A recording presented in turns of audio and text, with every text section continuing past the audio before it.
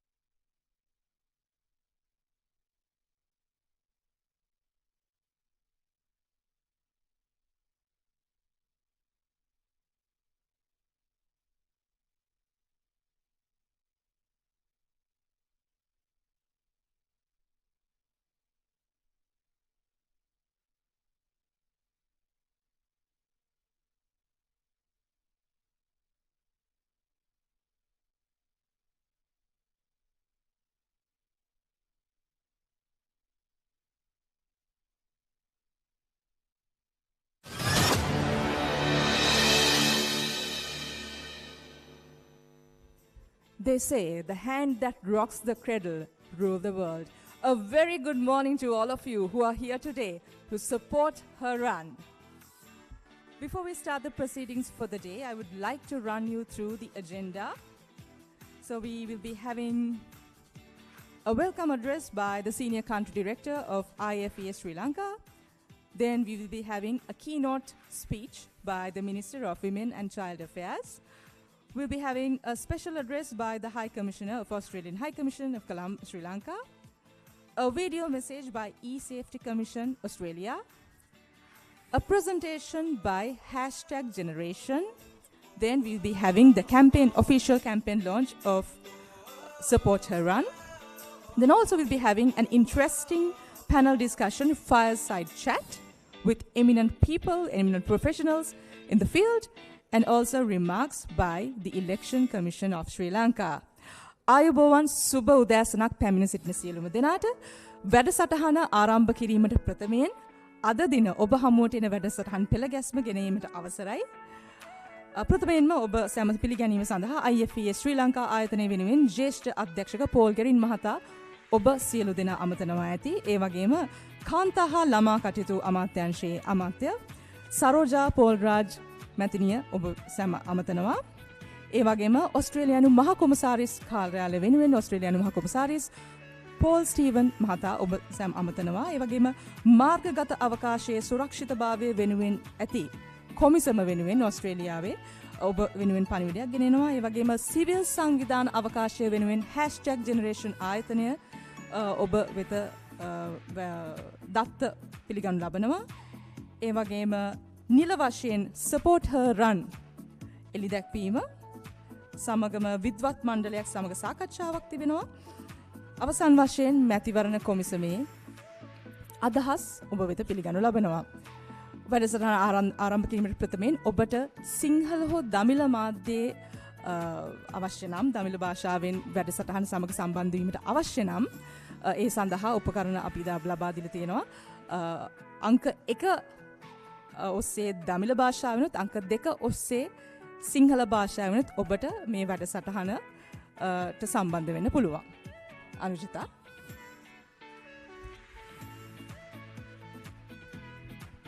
நன்றி சத்து.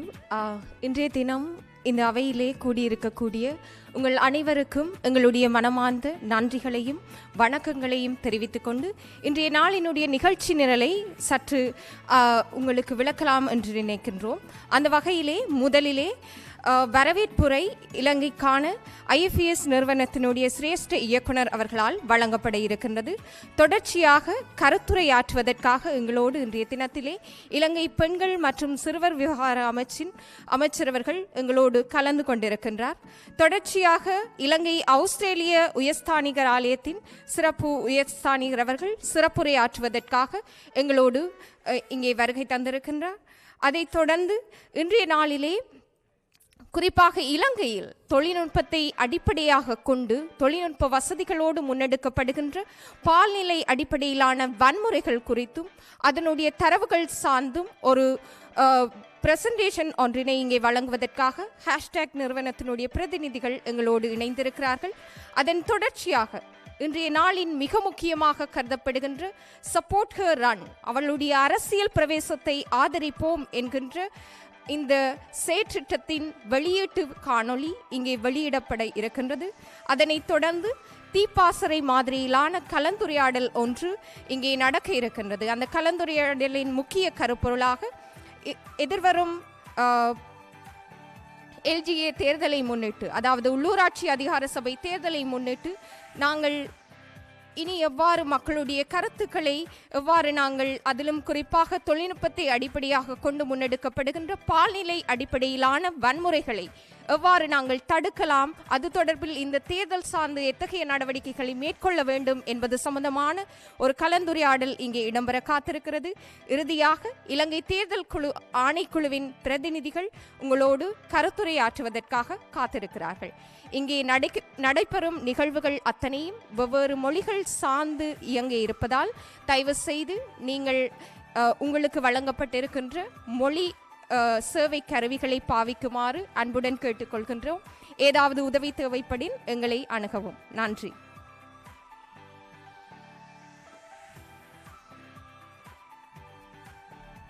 Thank you very much, Anu. So, ladies and gentlemen, you don't have to be here in this morning. You get to be here. You get to be here to support her run. So to welcome you all, I would like to invite Senior Country Director of IFES Sri Lanka, Paul Guerin. Over to you, Paul.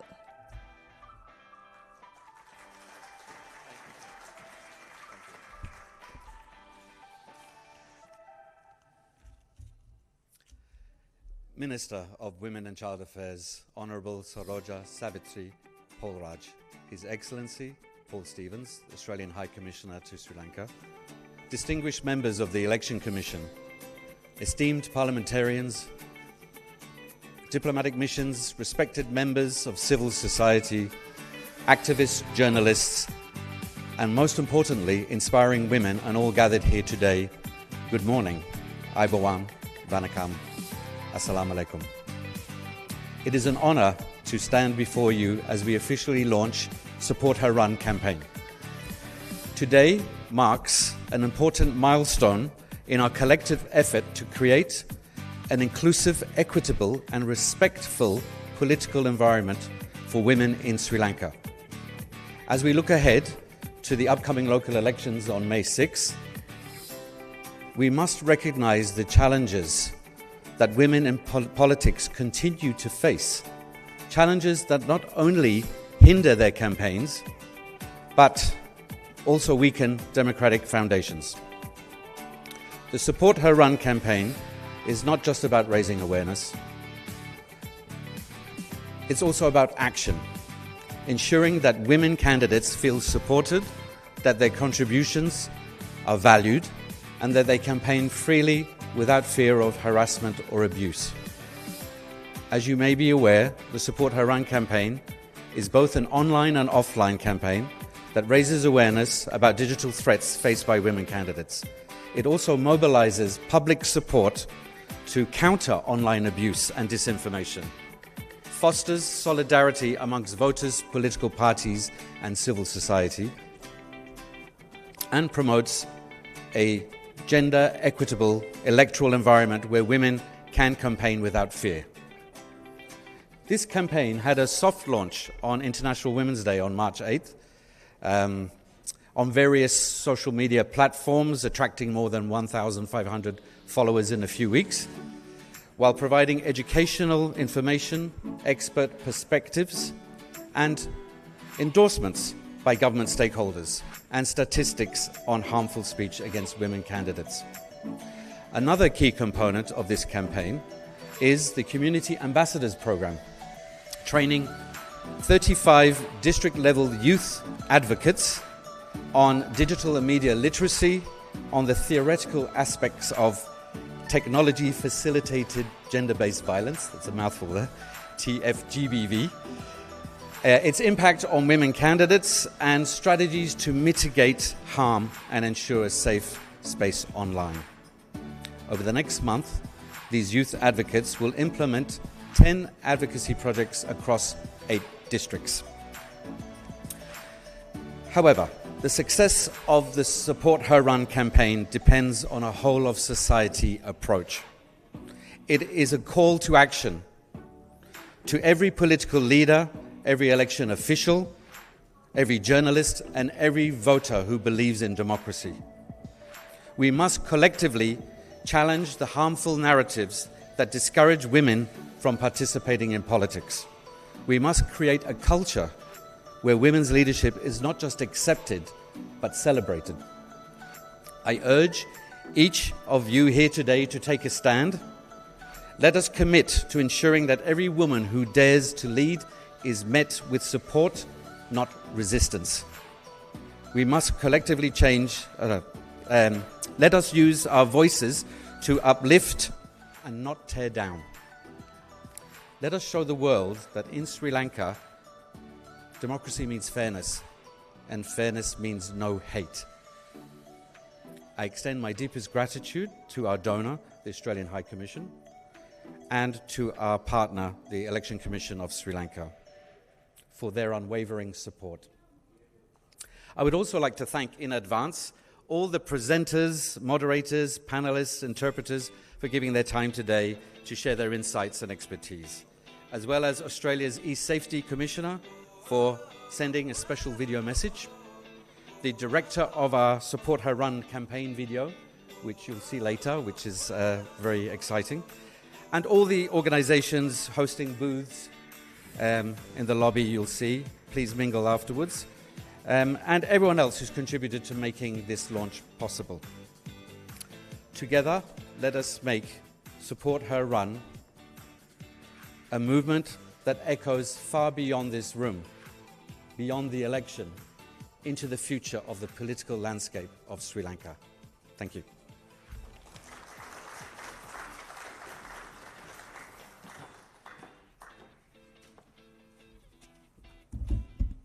Thank you very much. That was Senior Country Director of IFES Sri Lanka.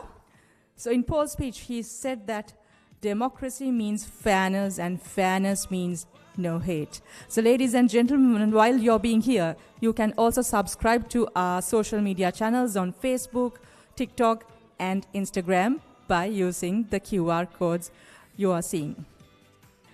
And next, we have the keynote speech by the Honorable Minister of Women and Child Affairs, Mrs. Saroja Savitri Paulraj. Over to you, Madam.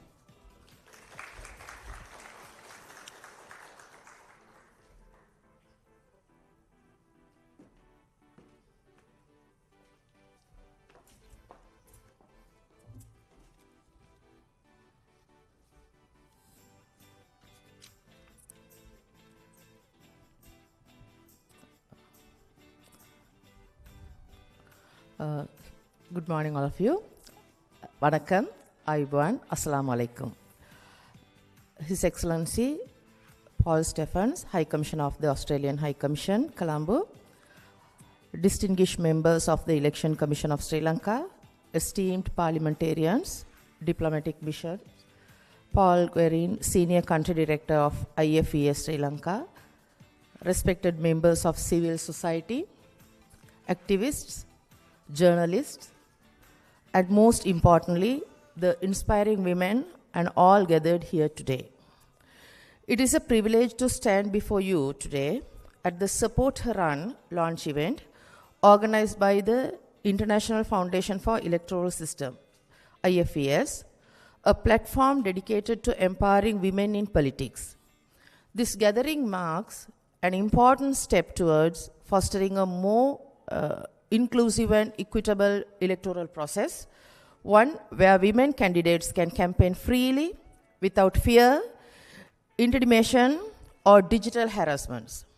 As we approach the 2025 local government election, we must acknowledge a growing and deeply troubling trend, technology-facilitated gender-based violence against women candidates.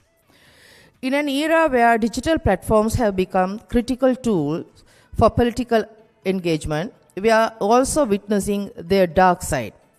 The targeted harassments, misinformation, and online abuse directed at women in politics.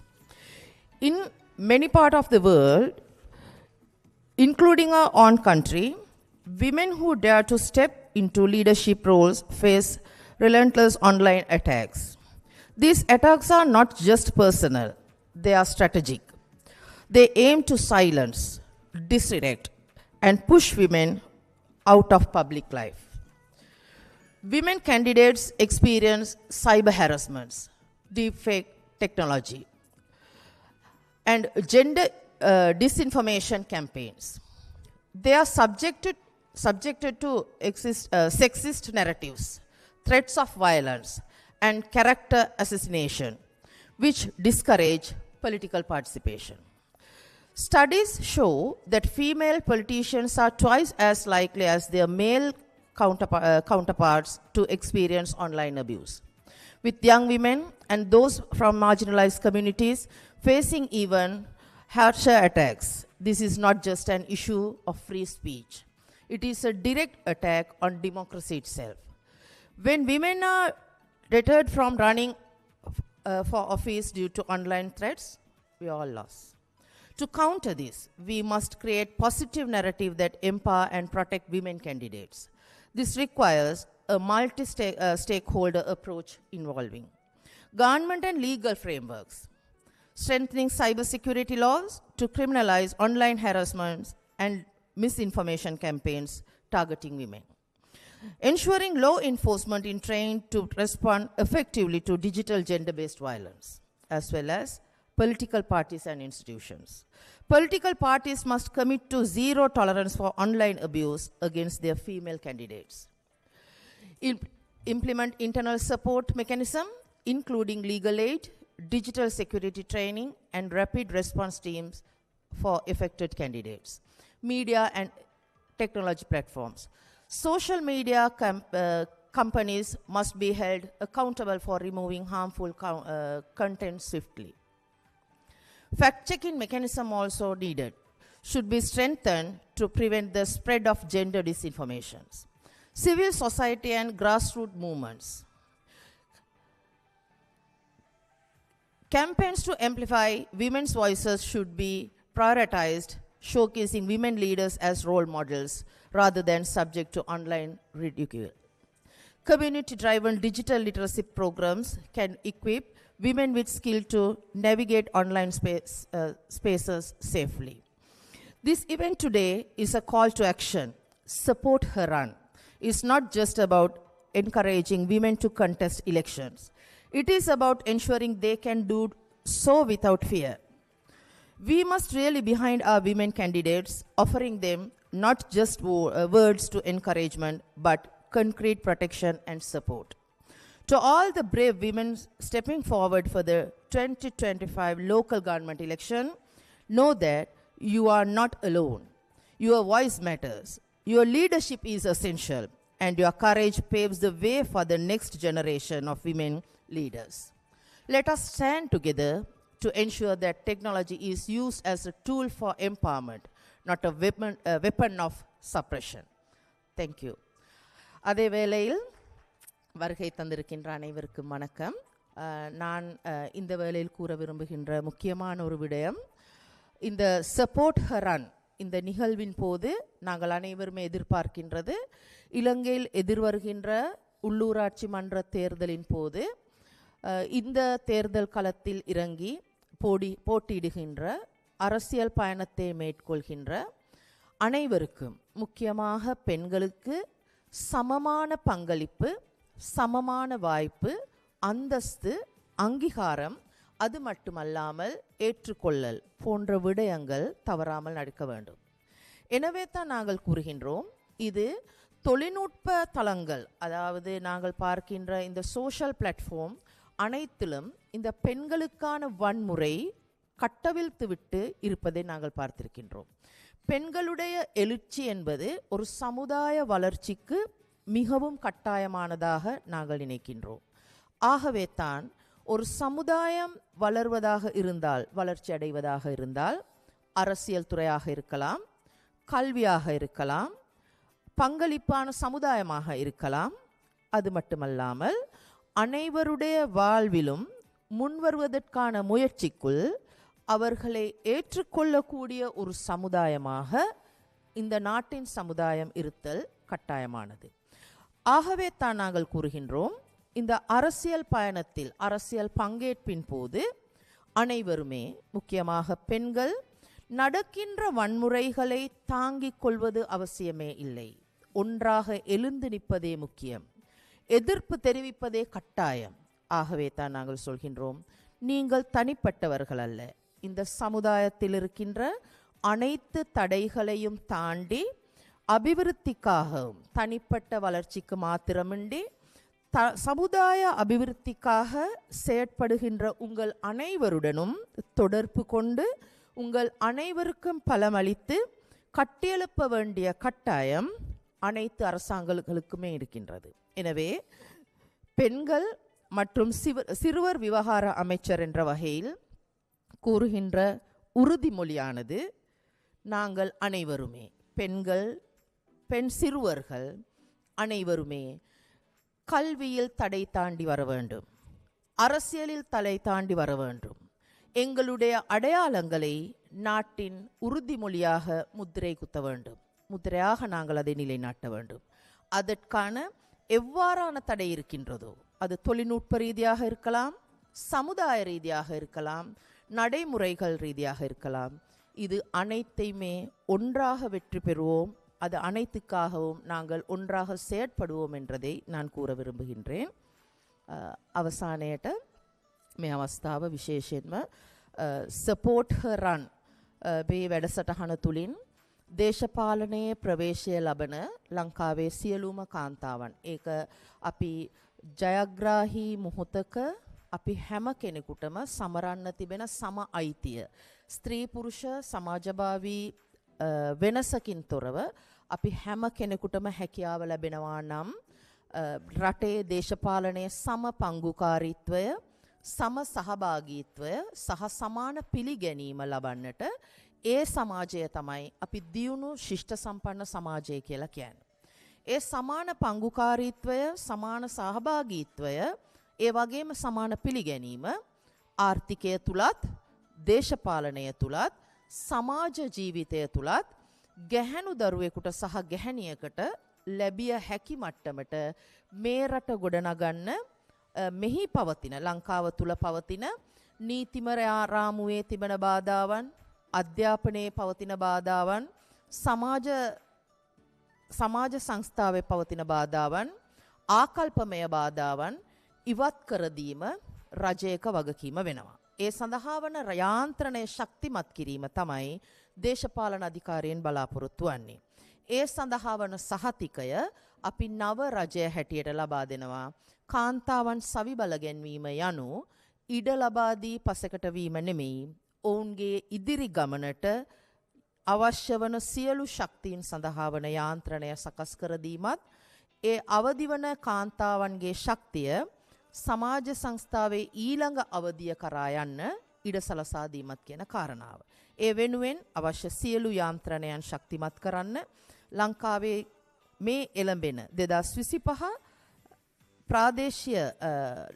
ප්‍රාදේශීය සභා සහ නගර සභා ඡන්දය, පළාත් පාලන ආයතන ඡන්දය සඳහා තරඟවදින සියලුම කාන්තාවන්ට අන්තර්ජාලය ඔස්සේ, ඩිජිටල් අවකාශය ඔස්සේ, සමාජ මාධ්‍ය ඔස්සේ සිදුවන විකෘති කිරීම, අපහාස කිරීම, හෙලා දැකීම සහ ප්‍රතික්ෂේප කිරීම අපි මර්ධනය සහ ප්‍රචණ්ඩත්වය මුදා හැරීම ලෙස අපි දකිනවා. එය ප්‍රජාතන්ත්‍රවාදය අහෝසි කරන්න හේතු වන බව අපි දකින නිසාම ඒවාට එරෙහිව නැගිටීම අප සියලු දෙනාගේම සමාජ වගකීමක්. ඒක දේශපාලන කාර්යයකට වඩා ඒක සමාජ කාර්යයක් ලෙස හිතන නිසාම අපි සියලු දෙනා ඒකායන්ව අත්වල් බැඳ ගැනීම අත්‍යවශ්‍යයි.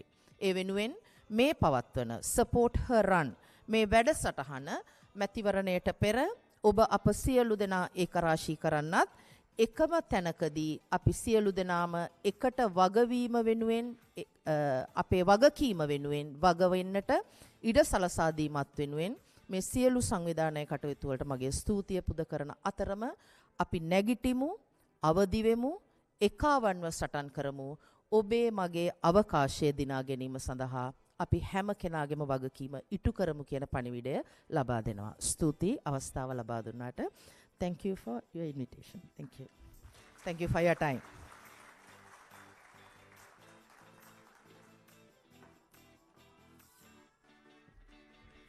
Thank you very much, Honorable Minister, for your powerful message. And like she said, the digital space should not be a tool of suppression. It should be a tool, a space where women are uplifted. So next we have a special address by the High Commissioner from Australian High Commission Sri Lanka, His Excellency Paul Stevens. We would like to have you on stage.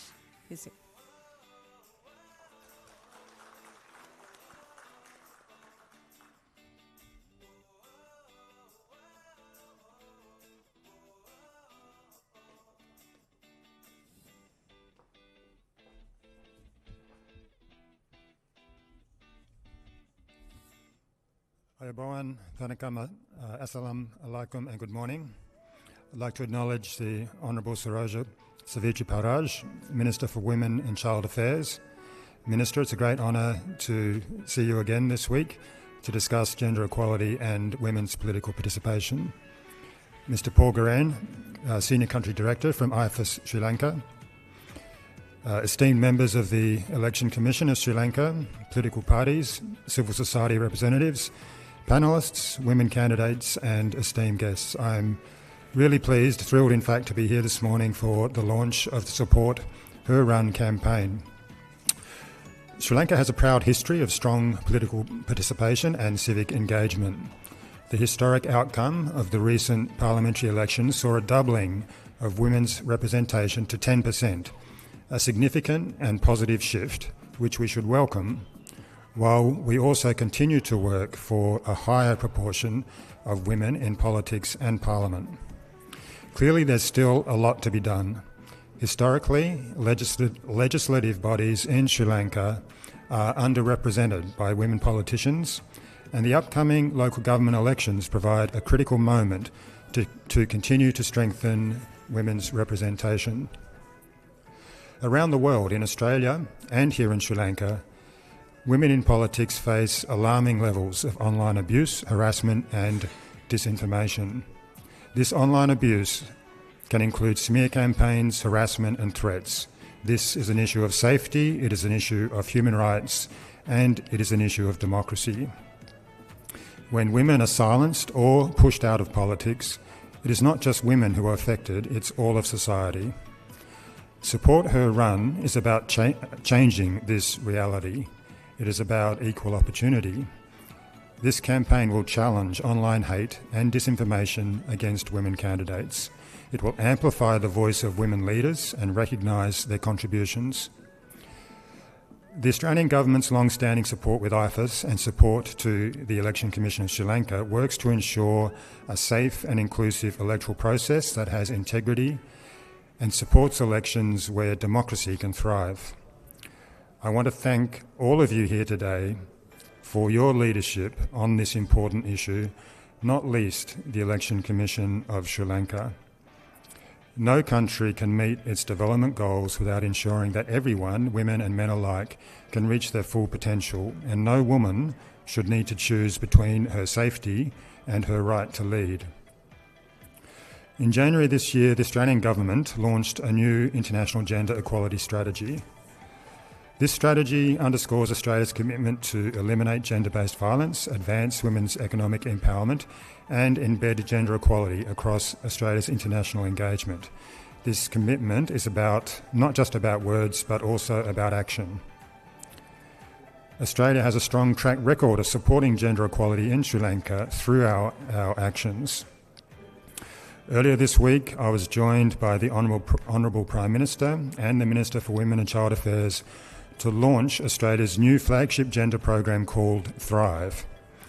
Thrive, which stands for Together for Her, Resilience Building, Inclusivity and Voices for Equality, is a 10 million Australian dollar commitment in partnership with UN Women and the local NGO Chrysalis to support women's leadership and economic empowerment while actively working to challenge the harmful social norms that perpetuate inequality and gender-based violence.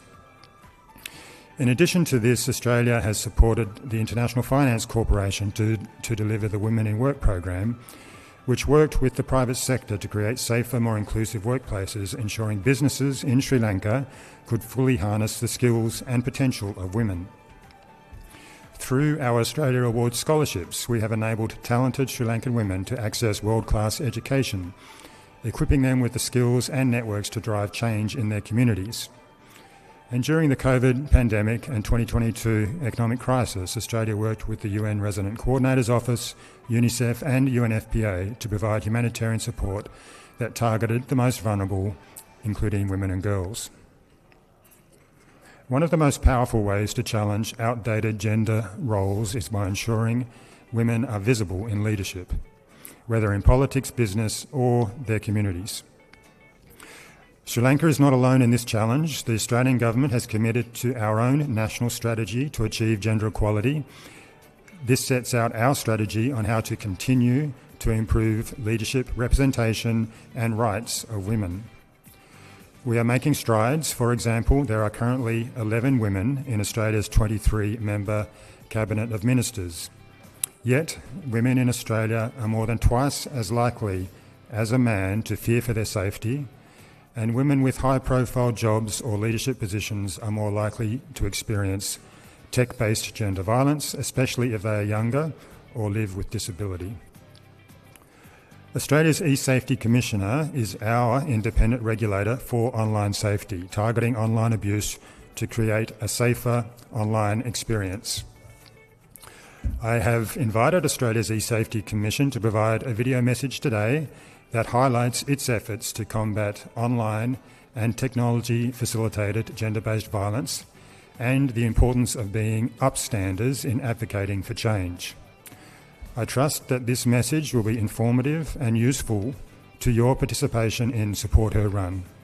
To all women candidates, I want to say your leadership matters, your voice matters, and your participation matters. Thank you very much.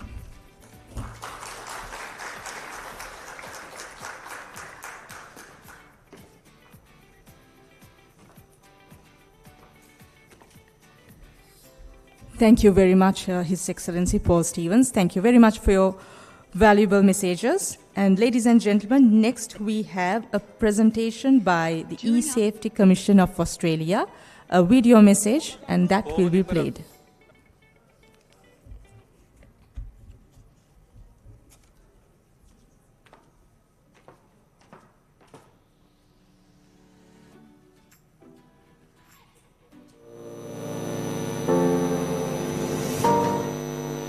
Thank you for the opportunity to contribute to this important discussion around online violence as a barrier to women's political participation. My name is Georgia and I am an Assistant Manager at Australia's eSafety Commissioner.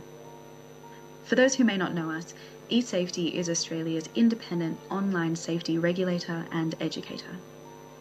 We help protect Australians from online harms, including technology-facilitated gender-based violence. Every day, women are harnessing the productivity and connectivity of digital tools to continue making strides in workplaces across the globe. However, the online abuse that women are experiencing in their working lives and the impact on their lives and careers has often been overlooked and downplayed. Increasingly, we are seeing the normalization of online violence and an expectation that women will just endure this behavior, that it's just part of the job. However, at eSafety, we've heard that these attacks have very real consequences. Personal impacts include declining mental health, harm to personal relationships, changing or even losing their employment, and for many women, the decision to lower their public profiles or withdraw from public office. Without meaningful action, we will be faced with less diversity and safety in our online spaces and our democracy.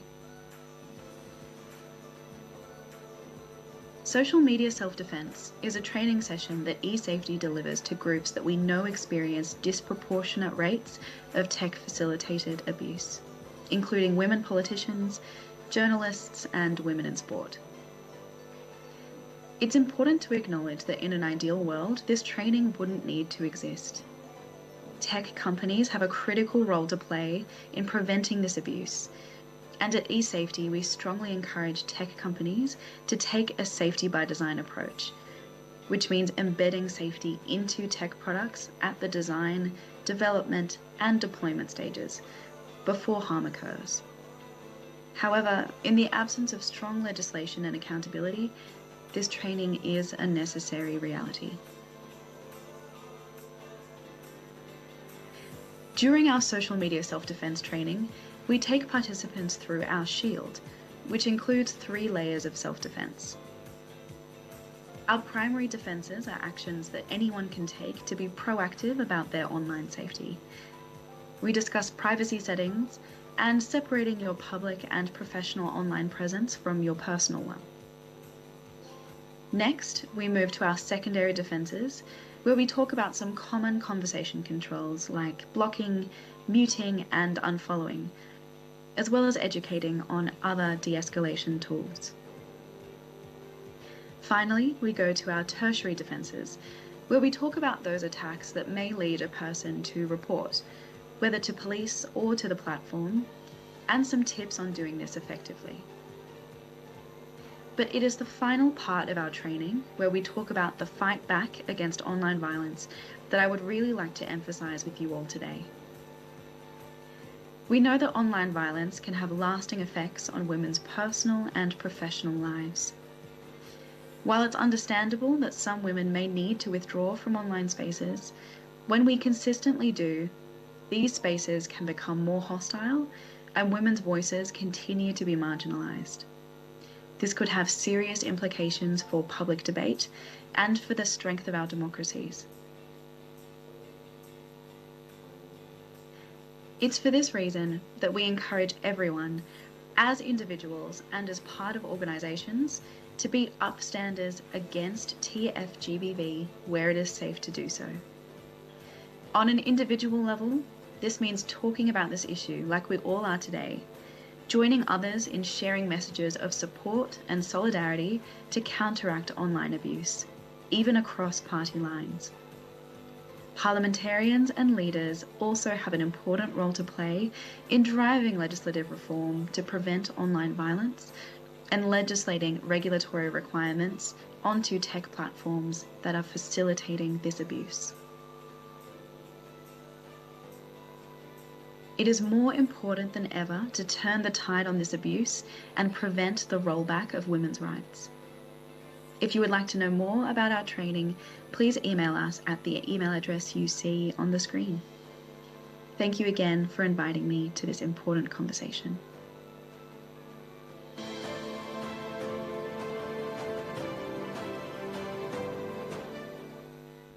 Ladies and gentlemen, that message was on behalf of the eSafety Commission of Australia.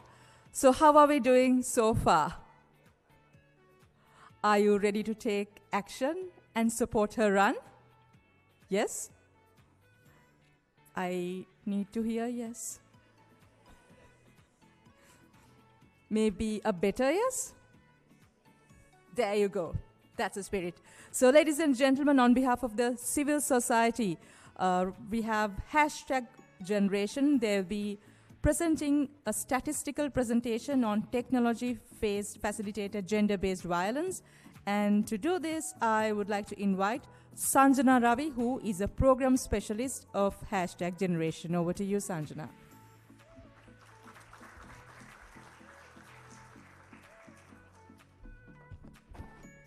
Hi everyone, good morning. It's awkward that I'm wearing the exact same shirt, so I hope you don't mind that. It's such a pleasure to be here with you all and share this space, especially when we talk about such an important topic. So I'm going to take this chance to share a couple of statistics with you all. Some of it might be triggering. I'm going to try to keep it as low scale as possible because we're not trying to obviously be insensitive here. So please be mindful as well as I take you all through the data. For those of you who don't know, Hashtag Generation in a nutshell is an organization that works on the protection and advancement of digital rights for all Sri Lankans. During the election period of last year, which also consisted of the presidential and the parliamentary elections, Hashtag was involved in doing social media monitoring, where we actually look at harmful speech that takes place on digital platforms, specifically Facebook, YouTube, and TikTok. What we do with that is that we actually monitor harmful speech, so we make sure that it does not then translate and fall back into the offline space. So we try to mitigate that. The 4 categories that we actually look at for harmful speech are organized advocacy of violence, harassment, hate speech, and disinformation. While in general, there was significant levels of disinformation, for the purpose of what we're going to talk about today, focusing on technology-facilitated gender-based violence, I will only be focusing on 2 intersectionalities, which is hate speech and harassment, which most often is very intertwined, and that's how we recorded the data. You can move to the next one.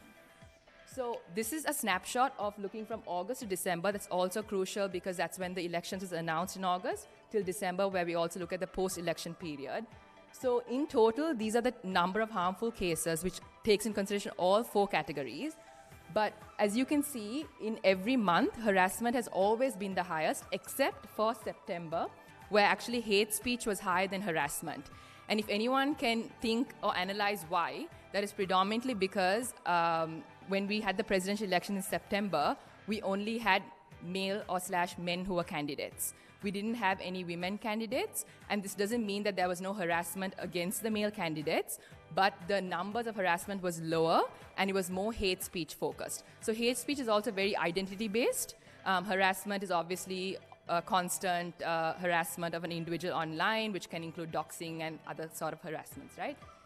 In November, of course, there was also when we had the parliamentary elections where we saw a large wave, Sri Lanka's highest wave of women contesting for the first time in parliamentary elections, and harassment was recorded to be one of the highest during that month. In total, this is also a snapshot of seeing what kind of cases were related to technology-facilitated gender-based violence throughout these months. And as you can see, November was at its peak, where we had, I think, about 315 cases, if I'm not mistaken. We had a couple of specific observations during the presidential elections, and that was also time period from August, from when it was announced to the aftermath of the presidential elections, which runs somewhere into end September, early October. Next slide. So this is just a rough analysis. I'm just going to talk you all through, but you all can read the points too as well. We also noticed for the first time with the use of AI, there was significant rise in the use of AI during election period, which was also what they used to spread a lot of disinformation.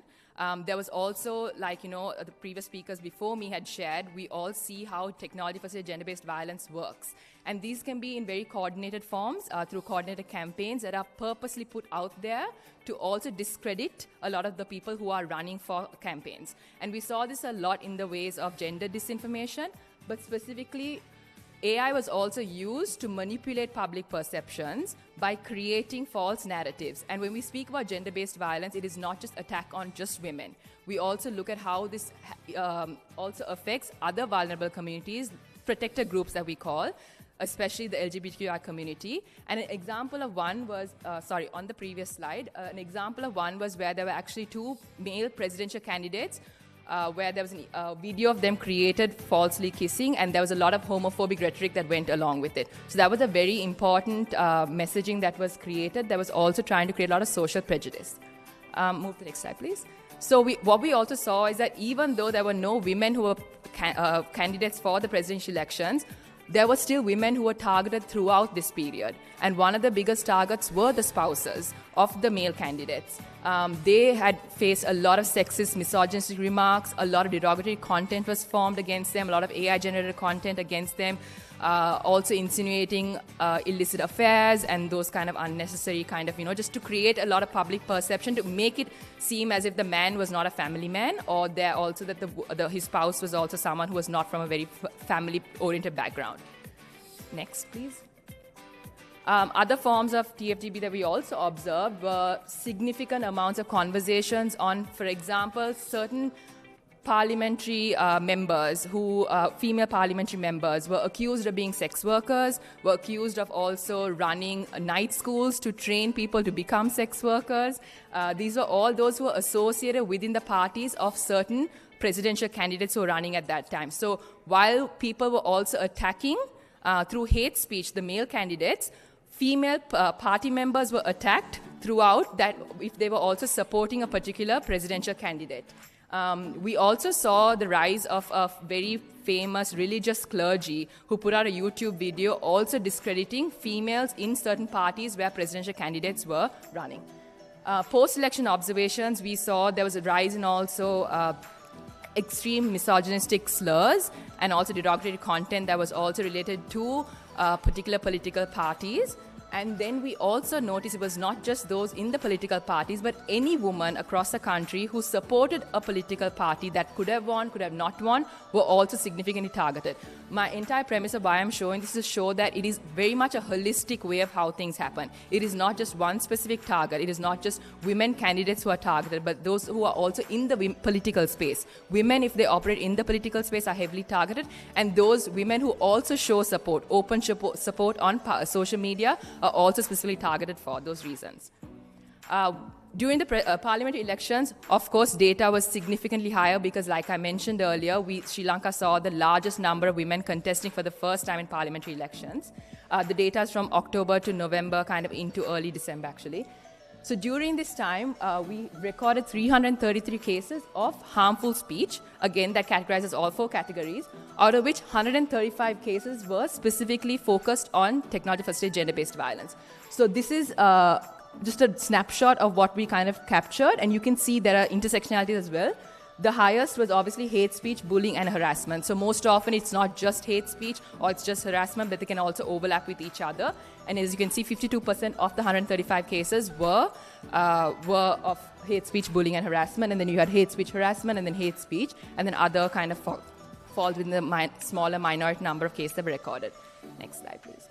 The main targets, of course, from the 135 cases, 92 of them were directly targeted at women for just being women. You can see it was a subject of them, of women being the online discourse. It was misogynistic, derogatory content against them. 22 of the 135 were a mixture of women and those with LGBTQI identities. So it's not just targeting a woman for being a woman, but they would also use anti-LGBTQ rhetoric to target them as well. And the last one was also the third highest that we saw was 21 out of 135, which is only LGBTQ identity. So this was very significant because even when they targeted male candidates to almost insult them or almost create a public discourse about them, a lot of the rhetoric that was used was anti-LGBTQ rhetoric because it's again kind of creating a facade, a very non-cultural sense in Sri Lanka because the LGBTQ community is still not very much welcome in our country.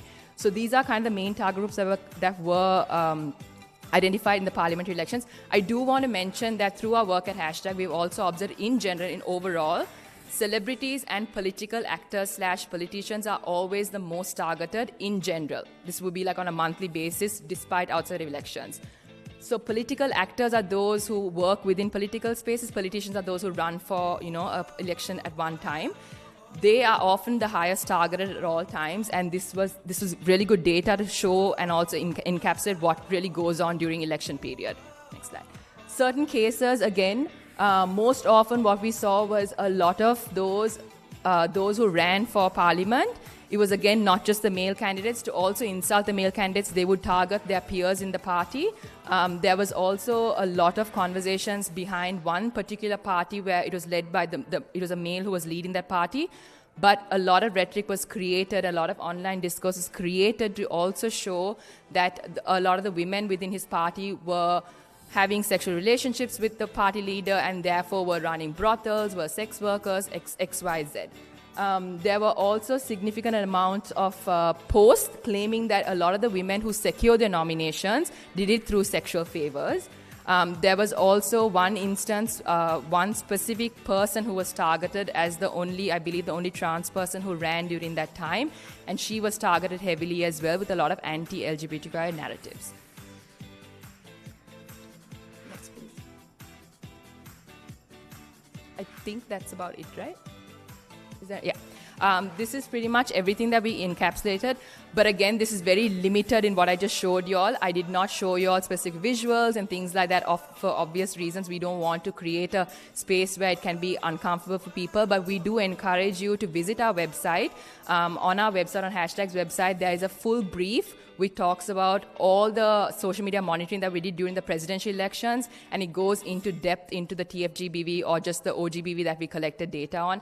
And it's really interesting to see this, especially moving forward with the upcoming elections where we're going to have tens of thousands of women contesting, and we're already kind of equipped and prepared to take this on. But I do want to announce just one last thing before I don't keep boring you all as well, is that Hashtag actually operates a trilingual hotline for people affected by online gender-based violence. And exclusively, just for the period of the elections, we are going to exclusively operate in this hotline for just women candidates to offer them technical support. We have, please come visit us at our booth. We have a bunch of leaflets, and share that with anyone who you might know might need that support, because we are more than happy to help. Thank you so much.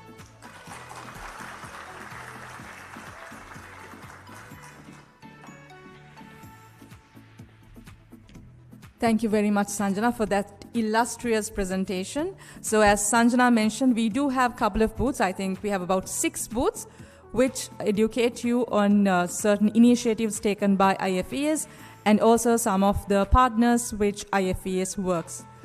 So ladies and gentlemen, now the moment we all have been waiting for. We are about to launch the Support Her Run campaign. So please keep your eyes on the screen that we are going to present you a wonderful presentation, or rather a video, which is informative, and let us give your feedback. Maybe we do have a QR code, so maybe you can comment how far we have done, the job we have done so far. කොහොම තිබ්බ රටක්ද නේද? මේ රට හදනවා කියන කතාව බොරු මල්ලි. ඔය අය පිටිපස්සටම යන්නේ. ඉස්සරහට එන්නකෝ. හැදෙන්න ඕනේ මිනිස්සුන්ගේ ආකල්ප. එතකොට මේ රටේ බේටම හැදෙයි. ක්‍රිෂානි හෙලෝ ඇහෙනවද? නේ අහන්නකෝ ක්‍රිෂානි. අදත් I'll be late darling. මට දැන් මේ බස්වල බඩ ගන්නත් වෙලානේ. මේ miss Kanthi Nanayakkara has uploaded her profile picture. That activist අනේ මේ පාර ඡන්දෙ ඉල්ලන්නේ. You want to comment something? අපෝ මෙයාද? මෙයා නටපු නටුන් දන්නේ අපිනේ. නැත්තම් කොහෙන්ද මෙච්චර කැම්පේන් කරන්න සල්ලි? කී දෙනෙක් එක්ක කියලා යන්නේ නැද්ද අනේ ඔය නොමිනේෂන් එක ගන්න? බොරු වෙන්නේ කොහමද අනේ? ඔය හැමෝම කමෙන්ට් කරලා තියෙන්නේ. කොහමද ඔවා පිළිගන්නේ? කට කතා. ඔය ඕන දෙයක් යාගත්තෙන් අක්කා. ඒගොල්ලන් දන්නවද ඔයා කවුද කියලා? අපෝ මොකද අපි නොදන්නේ? අහන්නකෝ මටත් අර පිටිපස්සේ සීට් එකේ අක්කා එවේ මැසේජ් එක. අර කාන්ති. කොහක කමට දාන කමෙන්ට් එන්න වැඩි වෙනවා. පිරිමි වගේ තුන් ගුණයක් කාන්තාව ට්‍රොල් වෙනවා. කොහක කමෙන්ට් වැඩි වෙනවා. කාන්තාව ට්‍රොල් වෙනවා. කෝ අයියේ ඔයාගේ අඩේ පස්සේ දාගන්න. නෝනාවරුනි මාත්තුරුනි කෝල් එකක් ගන්න මේ වගේ පෝස්ට් පෙන්නලයි මම මගේ පේජ් එක කරගෙන යන්නේ. මේ අර මිස් කාන්තිව බයිට් කරලා ඔයාගේ පේජ් එකේ දාපු පෝස්ට් ටික went really good no. Got so many shares and followers also. Well done. තව මොනවා හරි දානවද? නැතුව මේ වීක් එකේම ටොපික් එක කාන්ති. එයාට මඩ ගහන්න මට වැඩිපුරම ෆන් කරේ එයාගේම පාටි එකේ අය. ඔයාලා මේ පෝස්ට් එක දැකලා චුට්ටක් හරි සතුටු වුණා නම් මට එක ලයික් එකකින් ෂෙයා එකකින් උදව්වක් කරන්න මගේ පේජ් එකට දාගන්න. මේ වගේ ඇඩ්මින් මල්ලිලා කලා දුටු කලවල ඉහිනවා. රේජ් ගන්න කොසිප් හදලා ඇයව විකුණගෙන කනවා. රේජ් ගන්න කොසිප් හදලා ඇයව විකුණගෙන කනවා. බලන්නකෝ. මොනවා කිව්වත් මේවා නම් තුට්ටු දෙකේ වැඩ. කඩවලේ මම මේක දැම්ම රිපෝට් කරනවා. නානු මිනිස්සු හිතර පතර විදිහ ඇත්තටම වෙනස් වෙන්න ඕනේ. නැත්තම් මේ කිසි දෙයකින් වැඩක් වෙන්නේ නැහැ. නේ? What's on your mind? මේක අර කාන්ති නානායක්කාරගේ එඩිටඩ් ෆොටෝ එකක්. තාත් නැද්ද? Click bait.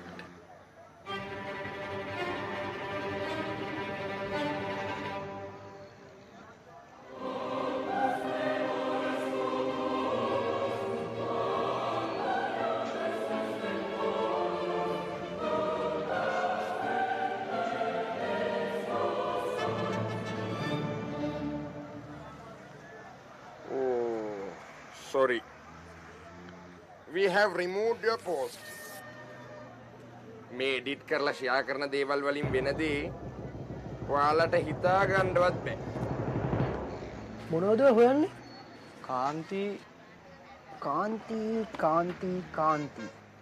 Kanthi Nanayakkara. That political candidate. Kanthi Nanayakkara leak. Oh no. She. ඔයලට තව ගෑනු කෙනෙක් ඉස්සරහට යනකොට ඇස්ලට කටු යනවා වගේ නේද? අපි කිව්වේ රට්ටු කියන ඒවා. කොච්චර report කරත් බෑනේ රට්ටුන්ගේ කටවල් වහන්න. රට්ටුන්ට කතා කරන්න අයිතියක් නැද්ද? තව කෙනෙකුගේ චරිතයකට නිකරුණේ හානි කරන්න කිසිම කෙනෙකුට අයිතියක් නැහැ. නංගි මල්ලි අයියේ අක්කේ මේ කියන දේ අහන්න fake news hate speech එපා ඔහොම share කරන්න කාන්තාවක් harass නොකර පුළුවනි politics කරන්න gender base මේ හිරිහැර පිටු දකින්න පුරුදු වෙන්න gender base මේ හිරිහැර පිටු දකින්න පුරුදු වෙන්න මොකද මේ කට්ටිය ඔයාගේ page එක report කරලා your page has been unpublished. You can request a review if you believe this was a mistake.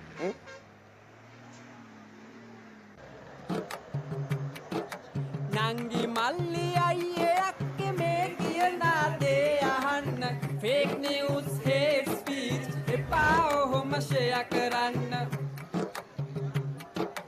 නායකයෙක් වෙලා රටට ඇගේ යුතුකම ඉටු කරන්න ඒ වෙනුවෙන් හිට ගන්නට පාට පක්ෂ නැතුව එන්න ඒ වෙනුවෙන් හිට ගන්නට පාට පක්ෂ නැතුව එන්න.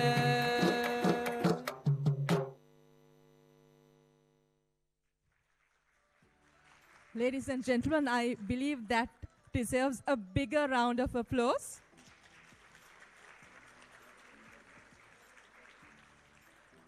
And also, I think we do have the creative mind behind this video. Do we have Ravindu Edirisinghe in the audience? I'm sorry. Can we have the spotlight on him? Yes. Where's Ravindu? Yes. Can we have the spotlight? Is it possible? Or if not, Ravindu, would you mind coming here? They deserve to see your face.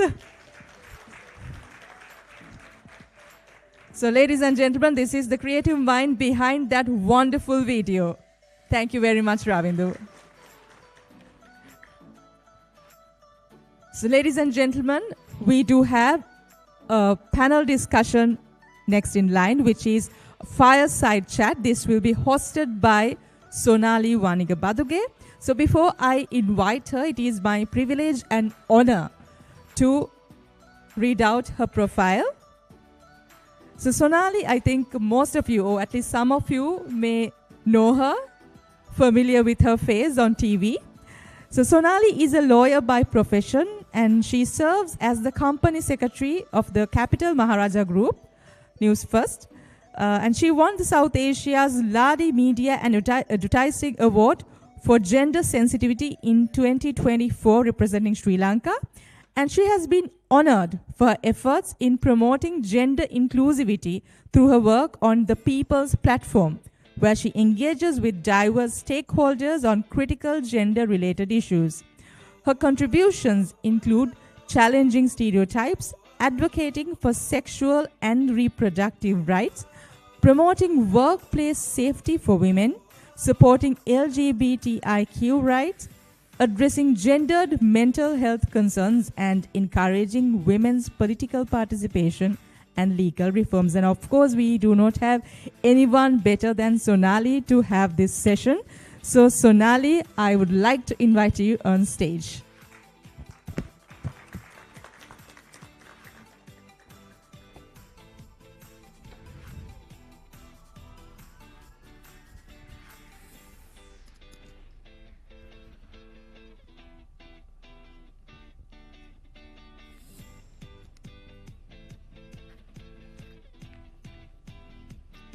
Thank you, Chaplu. Good morning, ladies and gentlemen. Before we begin, I'd like to call on stage my panelists, the esteemed panelists for this morning's panel discussion fireside chat. May I have on stage Mr. Amir Faiz.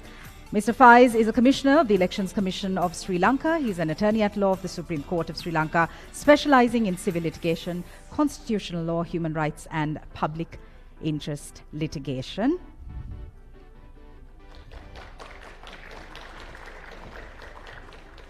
Ms. Chamindrani Kiriel. She is a politician and attorney at law affiliated with the Samagi Jana Balaveke party. She was elected to the Parliament of Sri Lanka in the 2024 parliamentary elections, representing the Kandy district.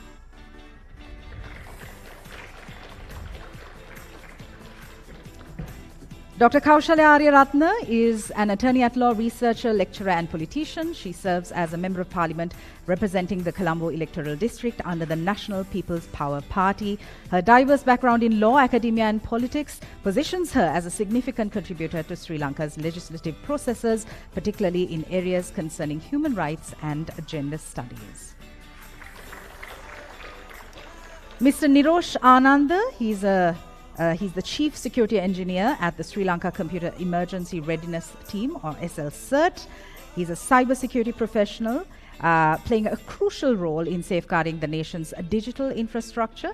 With a deep expertise in information technology, he has contributed significantly to enhancing Sri Lanka's cybersecurity landscape. Ms. Chandima Aruma Peruma, Assistant Superintendent of Police, Acting Deputy Director, Computer Crime Investigations Unit, also an attorney at law.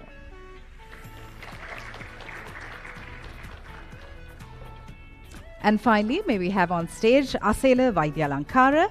He's an expert in cybersecurity, AI policy, digital transformation, with over 15 years of experience navigating the complexities of technology, strategy, and governance. He's a frequent speaker at international forums, including AI Connect and the Cape Town Conversation, contributing to global discussions on AI governance, digital trust, and ethics in emerging technologies.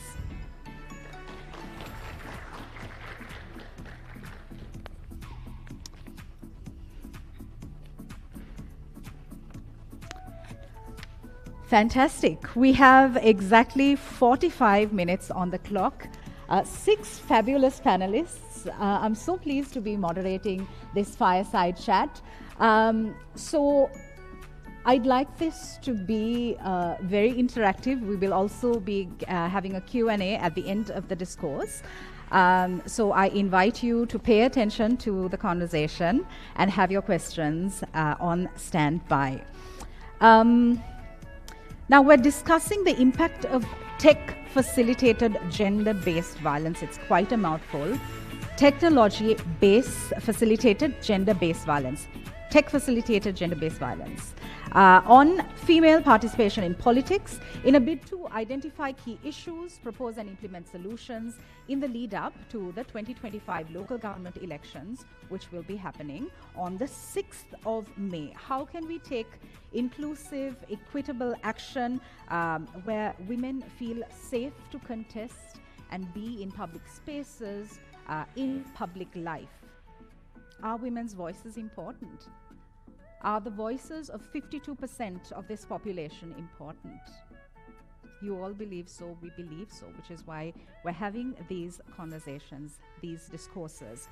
Now, just to take you through a very simple definition before we begin, tech-facilitated gender-based violence refers to acts of violence perpetrated using online spaces against a person based on gender. Research shows that the global prevalence of online violence against women is 85%. Now, this number gets further compounded for women in politics. What are the issues, what are the implications, and what is the way forward? Let's find out. We have a fantastic multi-sectoral panel of experts before you. My first question I'd like to direct to Dr. Kaushalya Aryaratna, Member of Parliament and Attorney at Law. Dr. Aryaratna, online harms against women and girls have been steadily increasing in Sri Lanka, from cyberbullying, online harassment, image-based abuse, hate speech, disinformation, deep fakes, the list goes on.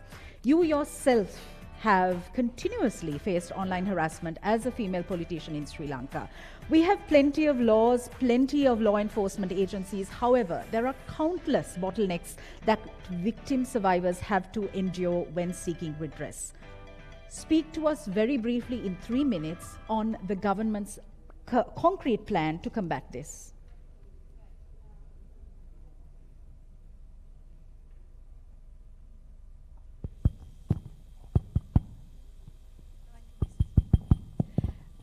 Thank you for having me in this very important and timely discussion. Now we have been seeing the word violence against women in the history. Now it turned into gender-based violence. Now it has turned into technology-facilitated gender-based violence. Now you can see that it is evolving. So it doesn't matter which era, which age, which time, and where. It happens everywhere.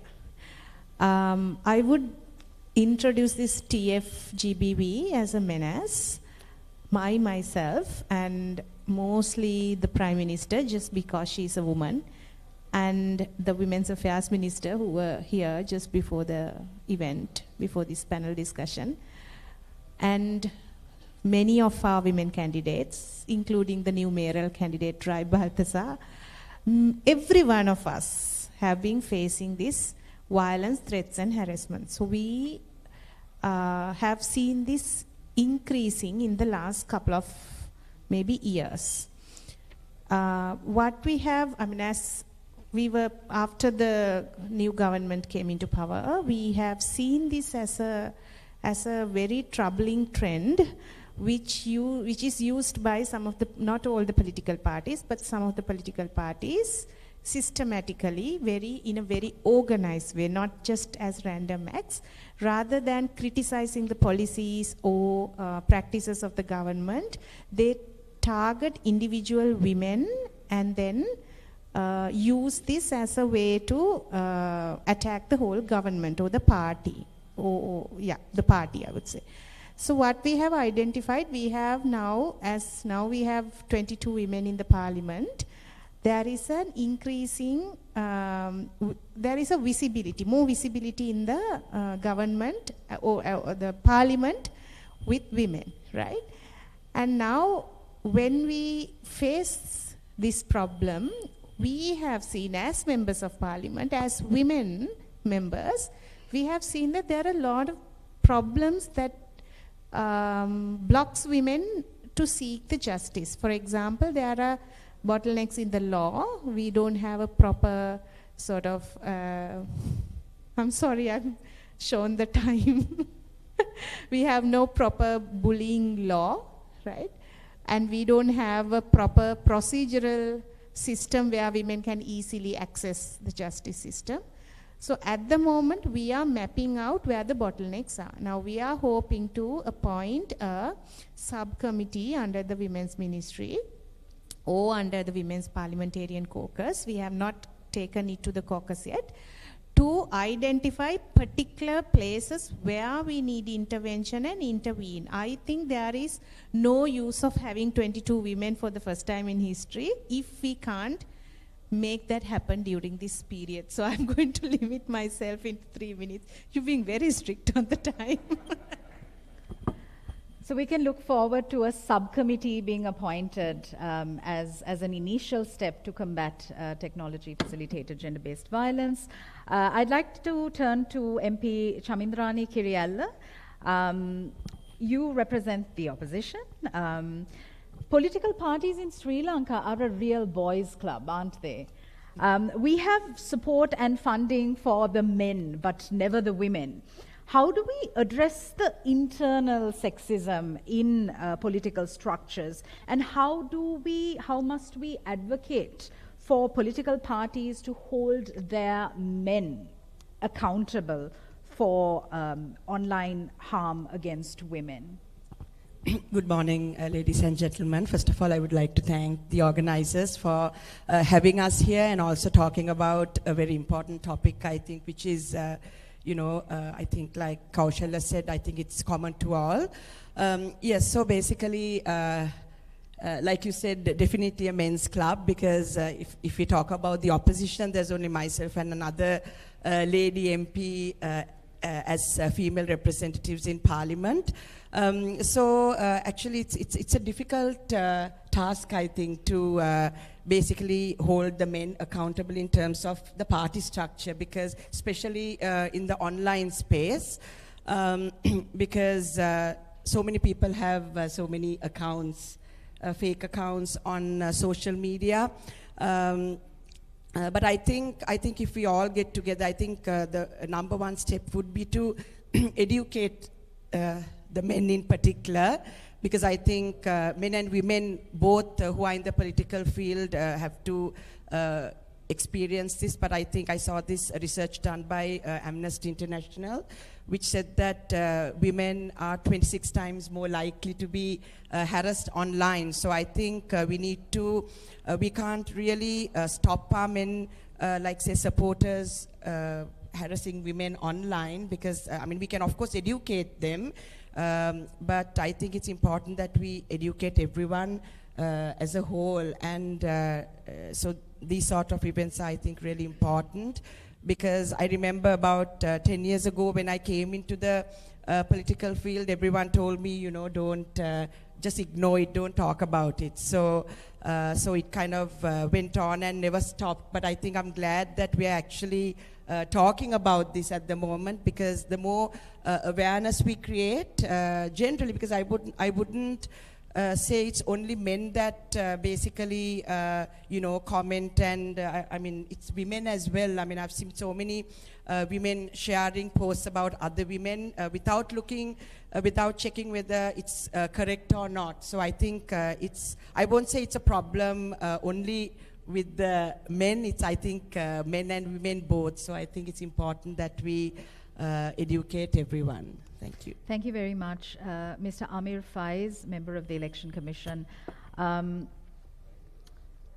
like to draw your attention to the importance of adopting a whole of society approach in tackling this issue which we face, with an interest in sensitization and awareness building. Now, local government elections have a mandatory 20% quota for women, 25% quota for women, although this hasn't been reflected in parliamentary elections despite activism. However, if we are to look beyond quotas, there's a problem why women are easy targets for violence and online violence. The structures and systems are in place to accommodate the male. How damaging is it to society when 52% of its population is marginalized and excluded? It's indeed seriously damaging. And good morning to all of you, and thank you for having us. And I also must record that I feel quite small to discuss this topic, or rather a specialized event calling itself Support Her Run, from a country which claims to be the oldest democracy in South Asia, and a country that's supposed to have, that gave the first female prime minister to the world. And as far back as 95, I think 94, we elected a very powerful executive woman president. Yet we are still today talking about how do we provide a level playing field to women in politics. Your question with regard to structures, yes, it also comes, basically we have, as everyone adverted, the data that was presented before, we do have certain laws, or we have attempted at introducing certain laws, but I think the overall the structural violence that's inbuilt comes also from the societal norms that are propagated or accepted, right? We need to accept that we live, or most of the voters believe in patriarchal norms, and that drives the whole process. Be it political party, as you rightly said, I don't want to repeat the term, maybe it's not boys' club, it's probably elders' men's club, basically, right? That's been the case. And that comes with a package. And therefore, I think we need to make sure the society, the community comes together as a whole and support the enforcement of the laws that we have. There is also no point in, I feel personally, no issue, there is no need to have specialized laws. We do have laws in place, but we need to, as we grow along, say for example, to address the tech facilitated violence, we need to incorporate them into our ordinary laws and make sure the laws are enforced properly. Right now, say we have a history of having introduced ICCPR, but then we also have a history of how the ICCPR being used, not for the intended purposes, for different purposes. So I stop at that now, since the red flag has been shown. Probably we'll come back to it. All right. Thank you very much. Mr. Nirosh Ananda, you serve as Chief Security Officer at Sri Lanka CERT, Computer Emergency Readiness Team, which is a state-owned enterprise coming under the purview of the Ministry of Digital Economy. Now, SL CERT, among its many tasks, provides technical assistance with regard to content-related incidents. You have the power to escalate grievances to TikTok and Meta by virtue of your position. When I was having a conversation with you before this chat, you said that each month you receive over 2,000 such complaints. And when speaking about the gender breakdown, you said that over 80% of the complaints are by women. What does this say? Yeah, actually, while inviting me for this important discussion, so I was there for last 5 years at the Sri Lanka CERT, and like after 2021, we have seen a significant rise in number of complaints being received to Sri Lanka CERT, and for last year the total complaints were around 25,000. 2023 it was like 31,000. Out of that, like 70% were against TFGBV related matters, and again like 82-85% victims were among the females. And it says basically that with the rapid technology changes just after COVID, because the mobile devices and everything was spread more than before, like after the COVID, and it says basically what I personally feel, and they are targeted, and I think that what we are discussing here is like against the upcoming elections, especially the local government elections, that how we are going to assist the female candidates in terms of removal, how fast we can do the things. And as you mentioned, like we do have only the technical assistance that we can provide as of now. We don't have any legal authority to do any legal support. That is where the CCID and other law enforcement agencies are. But whenever we receive a grievance, we try to escalate it as soon as possible, because once the content goes and it gets viral, and to reclaim it and to get out from the situation, perhaps you might not be doing it during your entire life. Perhaps it take long time, and there will not be audience for the reclaiming option, because when you get viral, there are so many visitors will be there, but when you are going to reclaim, it's the same that it wasn't me, it was a fake, that it take long time, perhaps not in your life. So I think awareness is also very important, as you mentioned, and I think I would like to make a small suggestion at this point, since there are 22 candidates, sorry, not candidates actually, 22 members in Parliament, female members. So we do have initiated certain initiatives to battle this one, because it's a timely need action that we should do right now, because we as CERT and there are certain other organizations, including CSOs, civil society organizations, are working in silos, and we are battling it. we are doing something, but so we can do collaboratively, because how fast you can act it upon will we might be able to help the victim to a better way. Actually, right now it's not happening. I think we can start with the things available, as the member mentioned, like honorable member mentioned, that we do need some legal reforms. Yes, of course, but while waiting that, we can start with the things that we have. We do have potentials, we do have some capabilities, we do have technical competencies. So let's get together and we can do something for the betterment of this. Fantastic. Like you said, there are a multitude of initiatives and stakeholders who are working tirelessly on these initiatives. However, sometimes we tend to work in our own silos, so collaborative action is a must. I'd like to move my attention to ASP Chandima Amaraperuma. She's the Acting Deputy Director of the Computer Crime Investigation Division. ASP Chandima, දැන් අපි කතා කරනකොට මේ සම්බන්ධයෙන් මේ technology facilitated gender based violence ගැන කතා කරනකොට අපි ඉක්මනට action ගත්තේ නැත්නම් damage එක වෙලා ඉවරයි. අපිට කියන්න දැන් victim කෙනෙක් එකපාරටම හිතන්න online space එකක හරි එක්කෝ එයාගේ photos manipulate කරලා හරි deep fake images හදලා හරි නැත්නම් යාට මොනවා හරි online harassment එකක් සිද්ධ වුණාට පස්සේ ඒක online viral ගිහිල්ලා තියෙන්නේ. ඊට පස්සේ එයා immediately ගන්න ඕන action. හැබැයි ඒ සම්බන්ධයෙන් කිසිම දැනුවත්කමක් නැහැ. එතකොට එහෙට මෙහෙට call කරලා ඊට පස්සේ CID එකට යනවා. CID එකේ officersලා නැත්නම් පොලිසියේ officersලා සංවේදීව නැත්නම් sensitively ඒ grievance එක address කරන්න ඒගොල්ලන්ට training තියනවාද? ඒගොල්ලන්ට resources තියනවාද? අපිට මේ speed එක තමයි තියෙන ගැටලුව.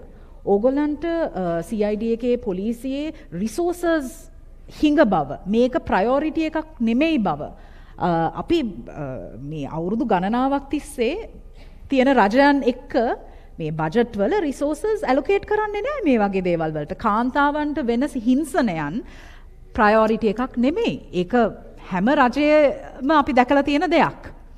එතකොට අපිට කියන්න ඔබ පෞද්ගලික වශයෙන් මොනවාද මේ සම්බන්ධයෙන් ඔබ අවුරුදු ගාණක් තිස්සේ වැඩ කරලා තියෙනවා මොනවාද ඔබලාගේ ආයතනයෙන් මූණ දෙන්න තියෙන ගැටලු සුබෝදෑසනක් සියලුම මහත්මීන්ට මුලින්ම මම ස්තුතිවන්ත වෙනවා මේ අවස්ථාවට අපව සහභාගී කරව ගැනීම සම්බන්ධයෙන් ඇත්තටම සයිබර් ක්‍රයිම් තමයි දැන් තියෙන අලුත්ම ට්‍රෙන්ඩ් එක ඒක අතරේ සිද්ධ වෙන ලොකුම හිංසනය තමයි සයිබර් අවකාශය ඔස්සේ කාන්තාවන්ට සිදුවන හිරිහැර.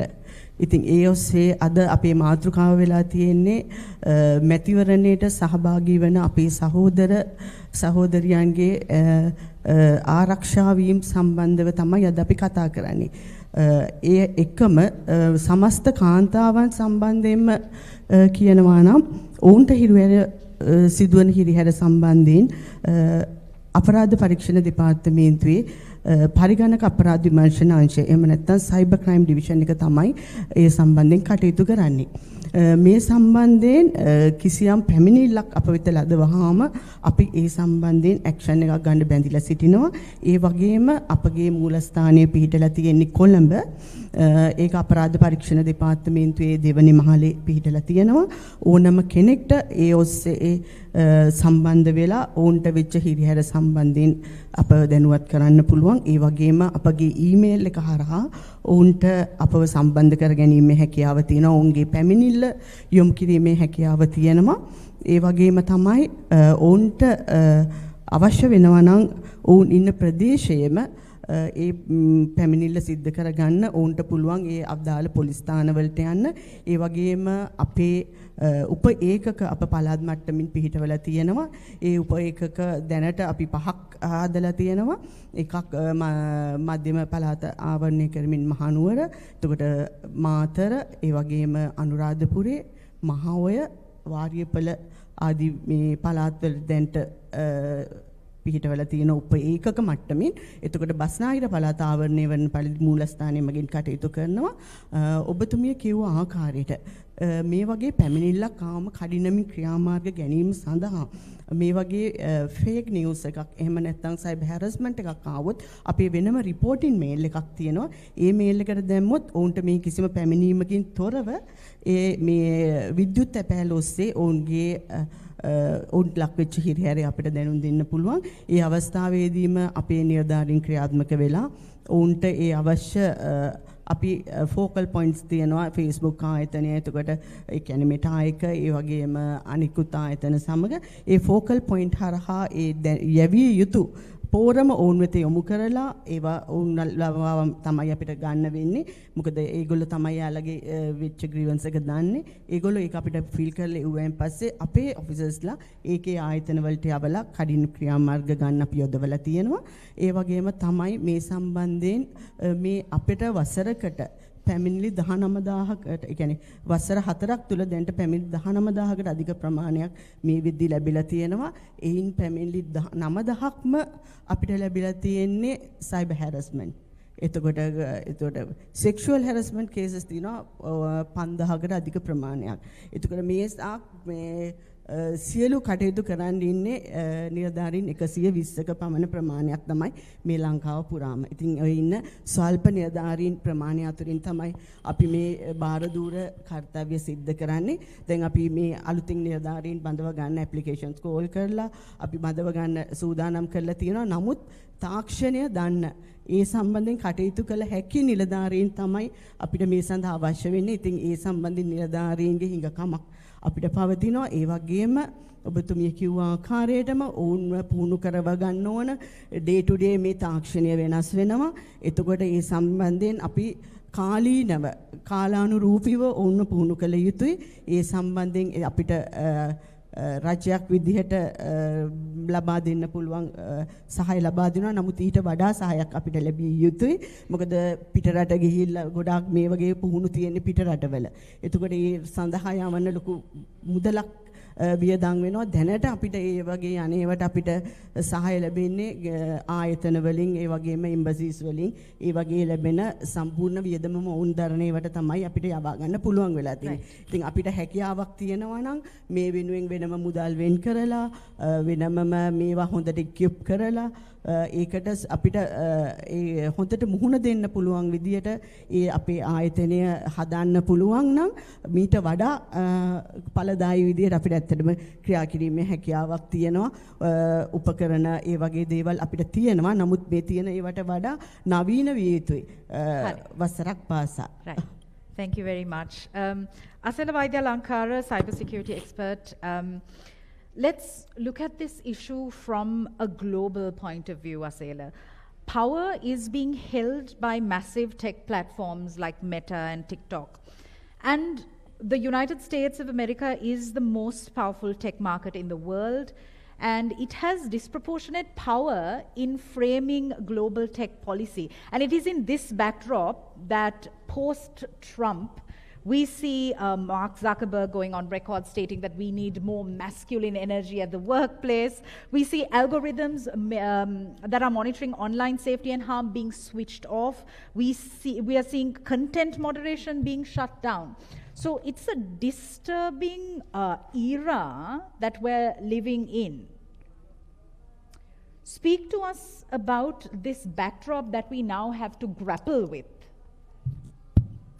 Indeed, challenging times. Thank you for your question, and I want to thank the organizers as well as all of you for giving your time and effort to making sure this particular effort is successful, and thank you for the organizers to make sure that the panel is reflective of the demography of the country. Generally, when I do, it is not.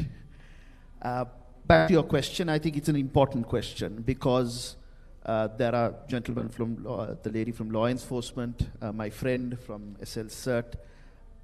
What we probably are not talking about, the elephant in the room, is that most of these platforms are not based in Sri Lanka. They're not registered in Sri Lanka. They're global in nature in how they position their product, but they are jurisdictionally, they are limited to certain jurisdictions. Therefore, taking that action sometimes, and there is a conversation always about the friction, the time it takes to take these things down.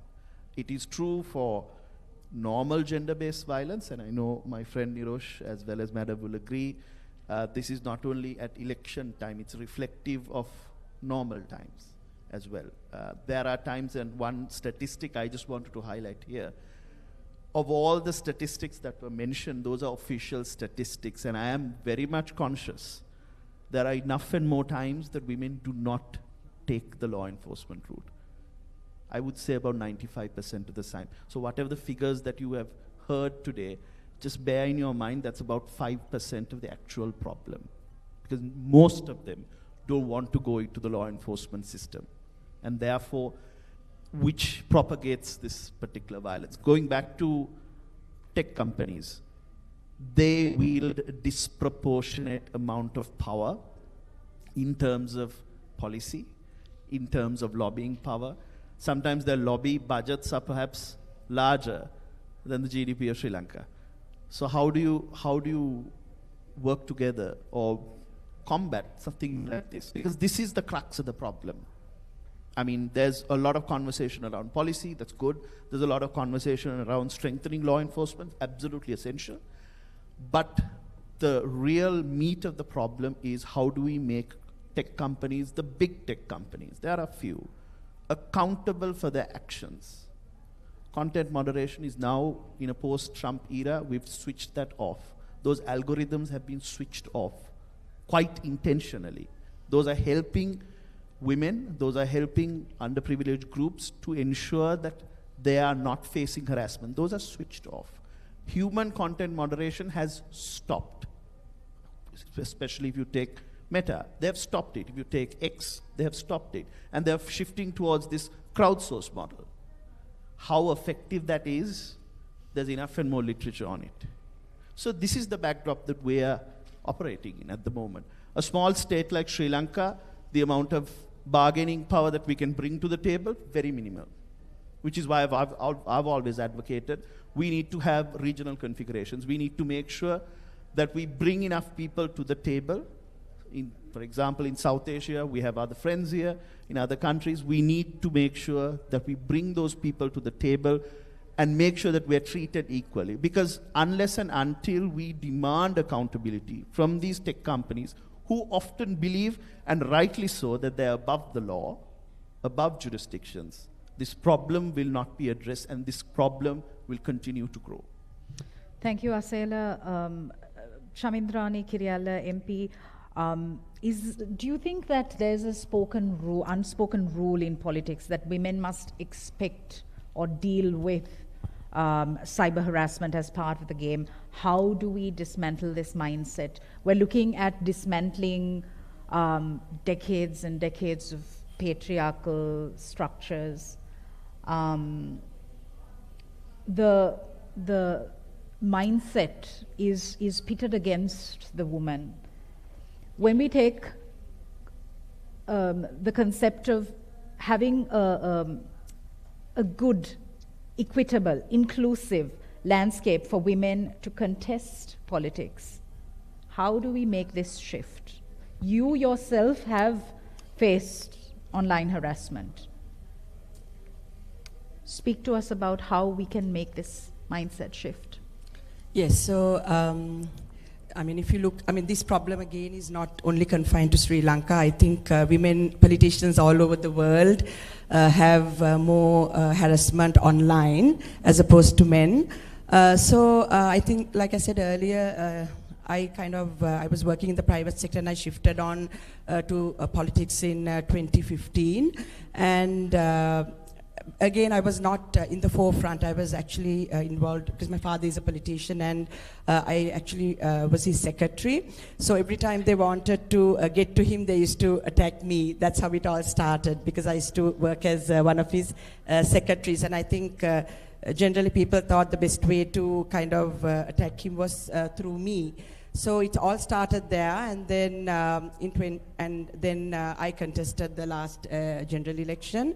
And I think from the day I actually launched my campaign, I had like this massive surge of so many posts against me and things like that. So, yeah, so I would say, I think answering your first question, it's something, I think people think, okay, if you're a woman and if you need to do politics, you need to, have a thick skin, you need to kind of put up with this sort of thing. And I was often told, just to ignore it. Because the more I kind of retaliate, the more I answer to all those, what was said in those posts, that would get more attention. So everyone's advice to me, including, the media personnel who was, in our team, used to advise that. But I think throughout the years, I realized, no, I think that is not the answer. I think we need to really stand up and respond to these, because the more people say something on and on, like say 10 times, people think that's the truth. And it's very difficult, like you said, to reverse an image created as we go along. So, I mean, and it's sad actually, because I know so many situations where things which are not true, things which I personally know are not true about certain people, have now suddenly become like the truth because, of the social media circulations that have happened. So definitely I think we need to, again, like I said, create awareness, and also I think we need to address that there is an issue here. And the more we address, the more we respond to these sort of allegations, I think we can definitely kind of change the mindset of the people as well. But I think time is of essence, because I think, like you both rightly said, when you put out like a fake news, I think there is more traction than when you try to correct it. The moment you try to correct it, people are not even interested in, looking to see, because the story has already been sensationalized. So I think definitely we need to act very fast. And I have also lodged so many complaints, but I have not got a reply, and I understand that's because of the number of lack of personnel in the relevant departments, and personally I also haven't had time to follow up on it. So yes, so I think definitely first, number one step would be to acknowledge and address that we have an issue, and then kind of work towards resolving that.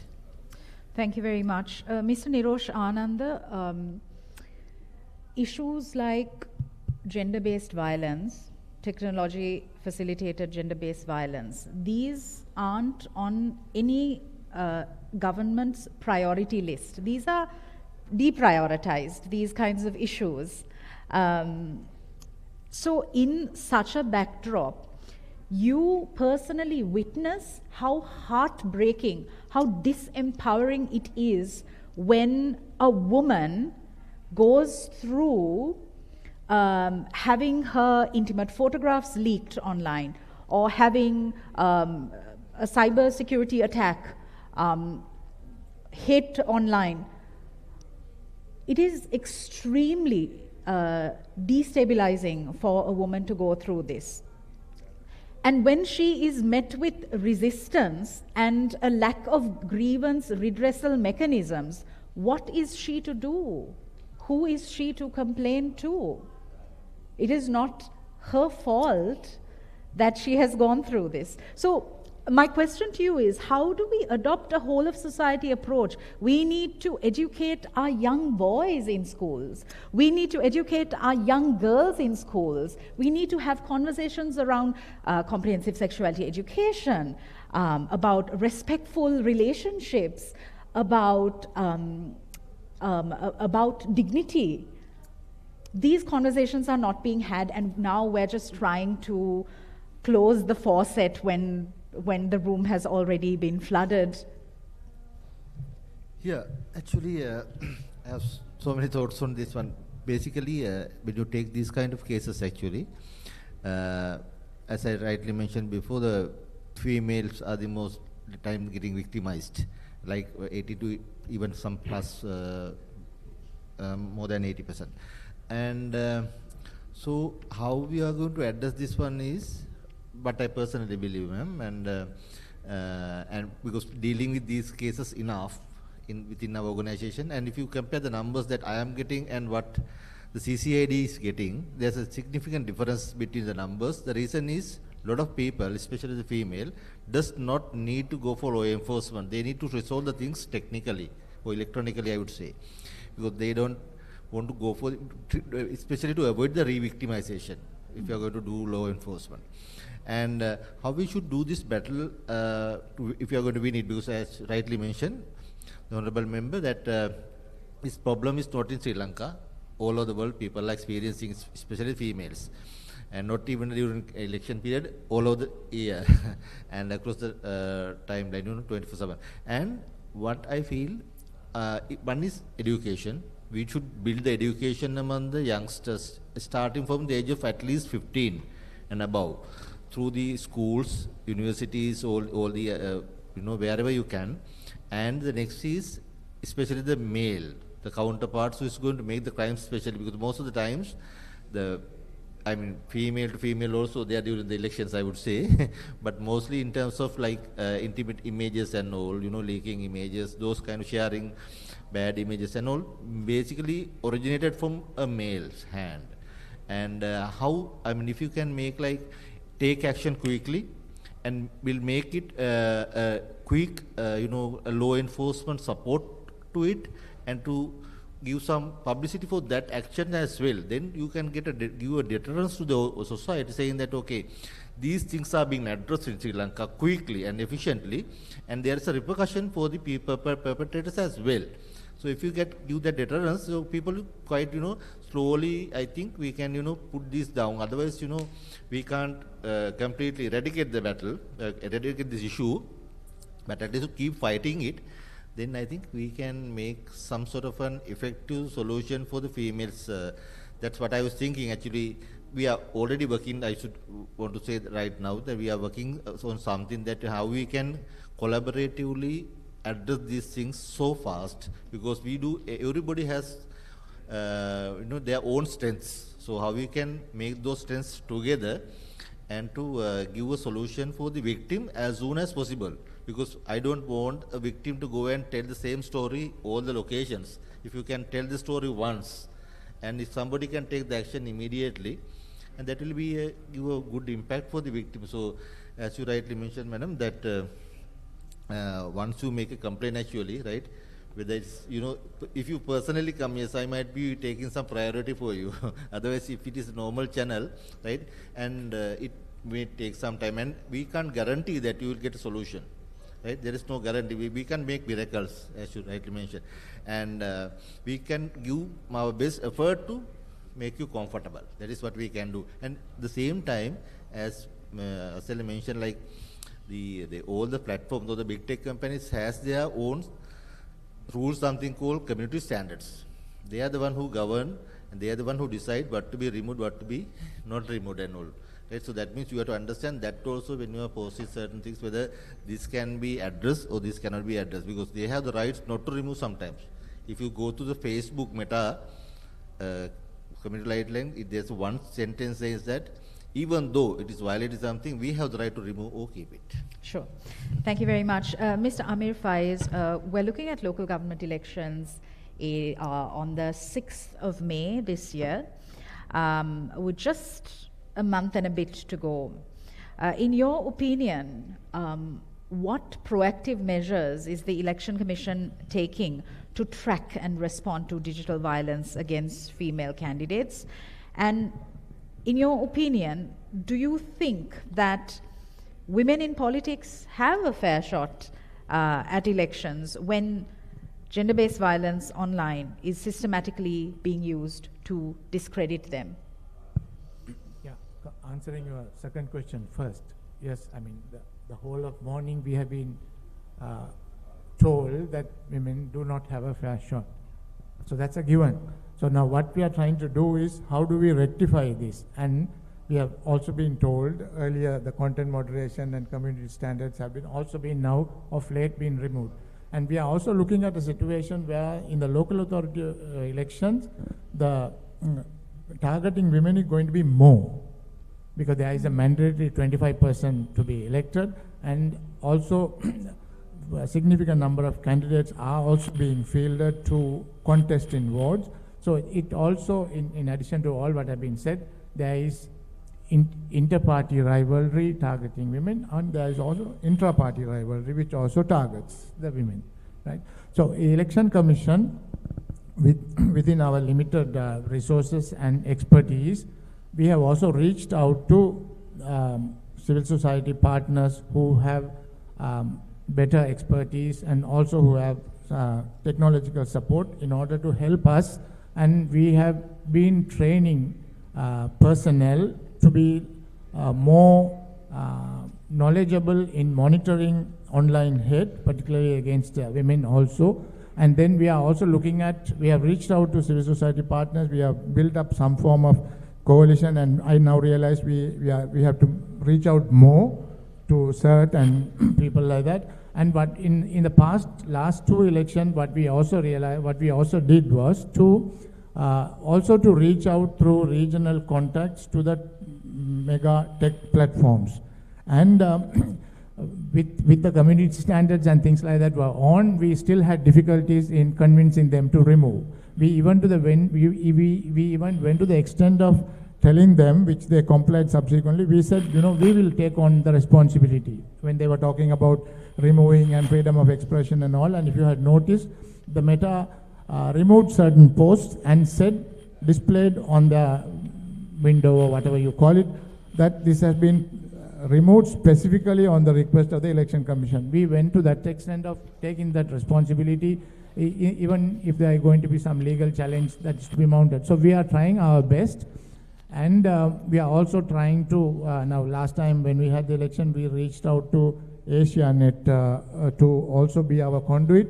Now we have also reached through EU's participation, we are also trying to reach out to other levels in terms of building partnership, and also for the tech platforms to listen to us or to respond to us in a more positive manner when we make a request. So we are doing a collective thing, and also in identifying the hate component, the hate content, we are also not only doing on our own, we also have partners who also feed into our system, identifying posts, identifying the content, and we are attempting our best to do that. Thank you. Thank you.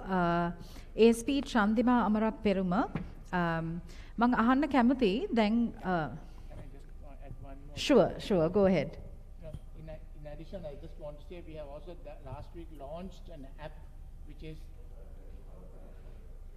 the Election Commission has launched an app. It's known as Election Dispute Resolution, EDR, and that app is a kind of a lifetime or real-time app that also monitors, and when you complain, anyone can directly complain. You don't have to go through the traditional channel of writing or emailing or faxing and things like that. It can go on, and that is also linked to the police. And that will, in addition to the traditional violence, we are also trying to factor in the digital violence as well. I just want to place that on record, and all of you probably can, I think the booth outside run by the Election Commission also would shed a little bit more light on that. Thank you. Amazing. ASP Chandima Amara Peruma, then May 6 වෙනිදා අපි local government election එක එනකම් බලන් ඉන්නවා. එතකොට මේක සම්බන්ධයෙන් female politicians ලට එන මේ digital hate එක සම්බන්ධයෙන් මොනවා හරි ඔබතුමියට CID එක වෙනුවෙන් මොනවා හරි separate desk එකක් ආරම්භ කරන්න පුළුවන් කමක් වගේ තියෙනවා නම් resources වෙනම වෙන් කරලා existing resources පාවිච්චි කරලා ඒක ඒ වගේ දෙයක් consider කරන්න කියලා ආයාචනයක් කරන්න කැමති. ඒ වගේම දැන් අපි මේ digital hate එක ගත්තට පස්සේ මේකේ වැරදිකරුවන් ඉන්නවා. මේ නිකන් monsters ලා හරි කවුරු හරි මේ යක්ෂයෙක් නෙමෙයිනේ, මේ අපිත් එක්ක සමාජයේ ඉන්න මිනිස්සු තමයි මේ දේ කරන්නේ. එතකොට මේ perpetrators ලා ගැන අපි වාක්‍යයෙන්ුත් අයින් කරනවා. ඒ කියන්නේ අපි කියන්නේ a woman was harassed. By whom? We exclude the harasser or the wrongdoer even by our messaging, by our linguistic structures. එතකොට මම අහන්න කැමතියි දැන් අපිට නීති පද්ධතියන් තියෙනවා. එතකොට law enforcement agencies තියෙනවා මේ ඉතාමත් අමාරුවෙන් මේ වැඩ කටයුතු කරගෙන යනවා. හැබැයි අපි මේ ප්‍රශ්නේ මූලය සම්බන්ධයෙන් වැඩි අවධානයක් ගන්නෙ නැහැ. අපි රේප් කේස් එකක් ගත්තත් මේක අවුරුදු 20ක් විතර තිස්සේ ඇදෙනවා. අපි child abuse කේස් එකක් ගත්තත් ඒක re-victimize වෙනවා ළමයා, re-traumatize වෙනවා. මේක තමයි අපේ legal system එකේ තියෙන delay එක. එතකොට මේ ගැටලුත් එක්ක තමයි අපි ඉදිරියට යන්න ඕන. වැරදිකාරයාට දඬුවම් දෙන්න මේක ඩිටරන්ට් එකක් වෙන්නේ. ඒ කියන්නේ තව මිනිස්සු මේක දිහා බලලා හරි මම මේක කරන එක වැරදි කියලා එන්නේ ඒ තත්වෙට එන්න අපි කොච්චර දුරද? ඔව් සනලි ඔබතුමිය කියපු කතාව ඇත්ත. ඇත්තටම අපේ තියෙන නීති පද්ධතිය තව දුරටත් ඒක මම කියන්නේ තව ක්‍රියාත්මක වන මට්ටමට ඇතුළත් විය යුතුයි. අපේ නීති හදලා තියෙනවා. නමුත් ඒක ක්‍රියාත්මක වීමේ යම් යම් බාධා පවතිනවා. දැන් මේ මෑතකදී ගෙනාවා ගිය අවුරුද්දේ ඔන්ලයින් සේෆ්ටි ඇක්ට් එක. නමුත් ඒක අපිට ක්‍රියාත්මක භාවයට ගන්න නොහැකි වෙලා තියෙනවා. ඒ සම්බන්ධයෙන් කටයුතු කරන කොමිෂන් සභාව නොමැති වීම මත. ඒ වගේම පබ්ලික් ඩේටා ප්‍රොටෙක්ෂන් ඇක්ට් එක තියෙනවා. ඒකේ අධිකාරිය පිටවලා නැහැ තාම. ඒ හින්දා ඒ වගේ අපිට මේ බැරියර්ස් තියෙනවා. ඉතින් ඒ දේවල් අපිට ඉක්මනින් ඒවා හදාගෙන ඒවා හරි විදිහට මිනිසුන්ට භාෂණය අපි නිදහස දිය යුතුයි. නමුත් ඒවා ලිමිට් කරලා අපිට ඒවා තව කෙනෙක්ගේ චරිතය හානි නොවන විදිහට තව කෙනෙක්ට කරදරයක් බාධාවක් නොවන විදියට භාවිතා කිරීම සඳහා එම නීති පද්ධතීන් අපිට තවදුරටත් ශක්තිමත් කළ යුතුයි. අනිවාර්යයෙන්ම මොකද අපි නීතිය ක්‍රියාත්මක කිරීමේදී අපිට තියෙන්නේ පරිගණක අපරාධ පනත. එතකොට පරිගණක අපරාධ පනත 2007 අංක 24. එතකොට ඒක මගින් ආවරණය වෙන්නේ පරිගණකයක් හා සම්බන්ධයෙන් සිද්ධ වෙන වැරදි. එතකොට මේ කාන්තාවන්ට වෙන හිරිහැර සයිබර් harassment, cyber bullying ඒවා සම්බන්ධයෙන් අපිට පරිගණක අපරාධ පනත ඔස්සේ යාමට හැකියාවක් නැහැ. එතකොට අපි ඒ සඳහා යොදා ගන්න අපිට සිද්ධ වෙන්නේ දණ්ඩ නීති සංග්‍රහය, අසභ්‍ය ප්‍රකාශන පනත වගේ දේවල්. නමුත් මෙතනදී වැඩි වශයෙන්ම අපිට වාර්තා වෙන්නේ cyber bullying. ඒ කියන්නේ කීර්ති හානි කිරීම, defamations. එතකොට defamations සම්බන්ධයෙන් ගත්තම අපේ දණ්ඩ නීති සංග්‍රහය මේක තිබිච්ච වරදක්. මේක වරදක් විදියට දණ්ඩ නීති සංග්‍රහය හදද්දී මේක 19 වෙනි පරිච්ඡේදයේ යටතේ කීර්ති හානි කිරීම වරදක් විදියට තිබුණා. නමුත් 2002 දී අපි ජනතාවට භාෂණයේ නිදහස දෙන්න ඕන හින්දා ඒක රිපීල් කරා. එතකොට දැන් ඒ පරිච්ඡේදයම ඉවත් කරලා තියෙනවා. ඉතින් මේ ඇත්තටම හැරස්මන්ට් කියන එක අද ඊයේ මේ සමාජ මාධ්‍ය සමග ආව දෙයක් නෙමෙයි. ඈත කාලයේ ඉඳලා රජකාරින්ද කටින් කට මේක ආවා, කැලෑ පැත්තර විදියට ආවා. ඊට පස්සේ ලිපි මගින් එවන්න ගත්තා. ඊට පස්සේ ඊමේල් හරහා මේවා එන්න ගත්තා. දැන් මිනිස්සු අතරට යන්න පුළුවන් ලේසිම ක්‍රමය සමාජ මාධ්‍ය නිසා දැන් ඔවුන් ඒක යොදාගෙන තියෙනවා. ඉතින් මේ සම්බන්ධයෙන් මේක යම් පාලනයකට අපි කතා කරන්න තියෙන අයිතිවාසිකම භාෂණයේ නිදහස අපි ආණ්ඩුක්‍රම ව්‍යවස්ථාවෙන් දීලා තියෙනවා. ඒක මම කියන්නේ ඒක සීමා කරන්න කියනවා නෙවෙයි. නමුත් මේ වගේ කාන්තාවන්ට වෙන හිරිහැර අපි යම් තාක් දුරකට පාලනය කළ යුතුයි.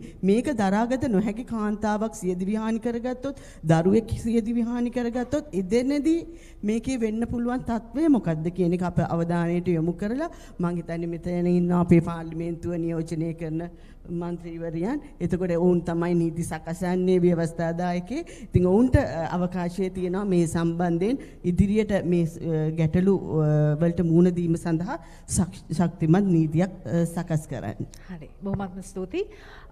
Asela, we've almost come to the end. දැන් අපිට පුළුවන් ඉලෙක්ෂන් දවස් වලට ඒ සම්බන්ධයෙන් වෙනම ඩෙස්ක් එකක් දාලා මේ සම්බන්ධයෙන් amazing solutions right here at the fireside chat.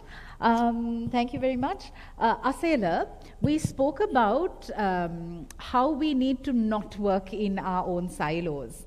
Now the CID has an issue with training its officers in tech. Are you willing to do a few training programs for them? I've already done, I lecture pro bono at the police academy. Anyway. Amazing. And my desk is always open. I have spent enough and more time going to undergraduate schools on my own free time, we talk about online safety, we ensure that at the value changes happen at that level. Because Absolutely. that's where it's important. Because we have the resources, Asela, in Sri Lanka. We have a multitude of stakeholders who are brilliant and skilled in their different areas of expertise. We just watched a fabulous video. Fantastic. We just saw the initiatives being undertaken by #Generation, which are also quite cool. So there are different stakeholders who are working in this space. SL Certs does some fantastic work as well. So we need to collate these initiatives so that when there's a victim survivor who needs redress, she can go to them without wasting time, without knowing what to do, without being re-victimized. Let's speak particularly about the upcoming elections, Asela. Women in politics. It's a dirty word, isn't it?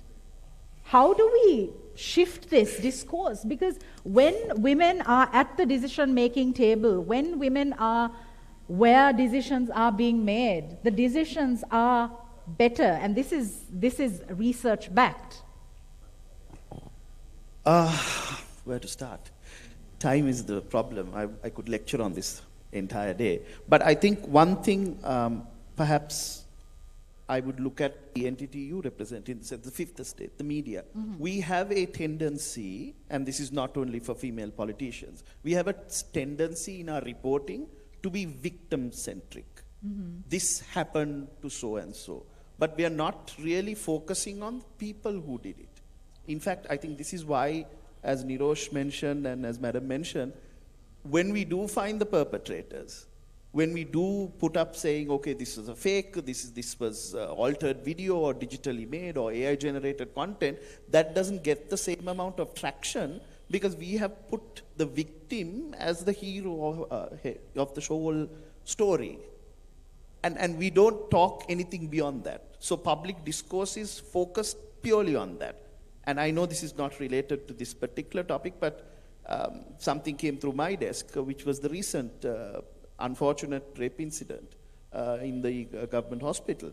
That also had a huge amount of online hate, and one of the factors we've identified is we are so obsessed with the victim, the reporting, the amount of eyeballs is on the victim despite not being named. We are not really focusing on the perpetrators because this sends a very, very strong message to anyone that, you know, this amount of behavior is not, it's not tolerated. And I think as a society, we need to send that message. People, this goes beyond tech. As Madam mentioned, this basically the Kalapat become digital, literally. There is no other, way to, this is just an evolution of that. Tomorrow it will be more. As elections come, AI-generated content, synthetic content as we call it, it will be more. There will be more questionable stuff that will be posted because we've taken the guardrails away. So now we have to look at society. We have to look at all of ourselves as collectively as a society to instill those values. And this is why I point at the fifth estate also, to make sure that this message goes on. And we have done our part. We've tried as much as we can. And I will continue to try. But I think this is the important message that needs to go, not only for elections, but for women. Dr. Kaushalya Aryaratna, Member of Parliament, Attorney at Law, my final question is to you. Having had this discourse, a lot remains to be done, and this is not something that the government on its own can do. Societally, we are all responsible for taking proactive action, for being upstanders rather than bystanders who just watch on and stay in silence. Apart from the legal framework, we need to inculcate a lot of values in our young boys. So the education system needs to be bolstered so that at a future date, women can very confidently go into politics and we can thrive as a country in terms of policy, health, governance. How do we make this change? Where do we begin? And how can we be a part of this ongoing discourse and discussion? Thank you. Just before that, I want to mention that, as officer said, that the Personal Data Protection Act also being reviewed. So there will be some more changes we can see in the future. So I want to say one thing is that at the moment, as Chamindrani said, being asked to be silent on that, like but no, we don't want to be silenced. And since we are in the government, we can say that, okay, we are now better equipped than we used to. So earlier when we raised these issues, we were just activists or academics or researchers, but now we are in the government. Now we have a certain power that we can take things into the table and discuss. So that I can promise you that we will work on this, and we will also make our voices heard. And also we, as you said, Sonali, at the moment the whole sort of system of education is being the syllabuses and the approaches, the competitiveness is also being reviewed again and again. Luckily we have a good education minister who is very much worried about this competitive education system, and at the moment we have taken a decision that by 2028 the whole syllabuses will be changed. That is also talking more about the values and empathy and gender as well. But these are long-term solutions, I must say. But I want to say that we have been fighting for this so long, and that's why we all are here.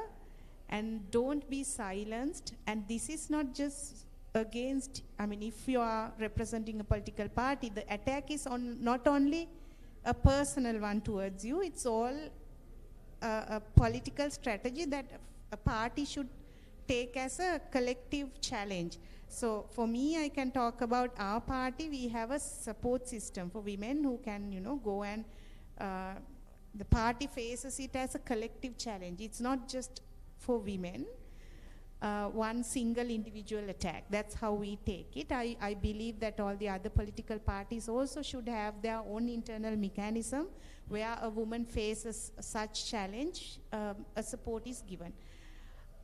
Last, I must say that don't give up.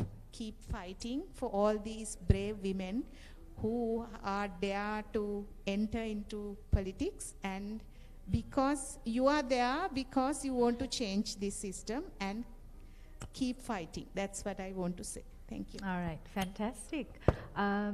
Do we have a bit of time for some questions from the audience? Yes. Yes. We have 2 questions from the 3rd row. Sure.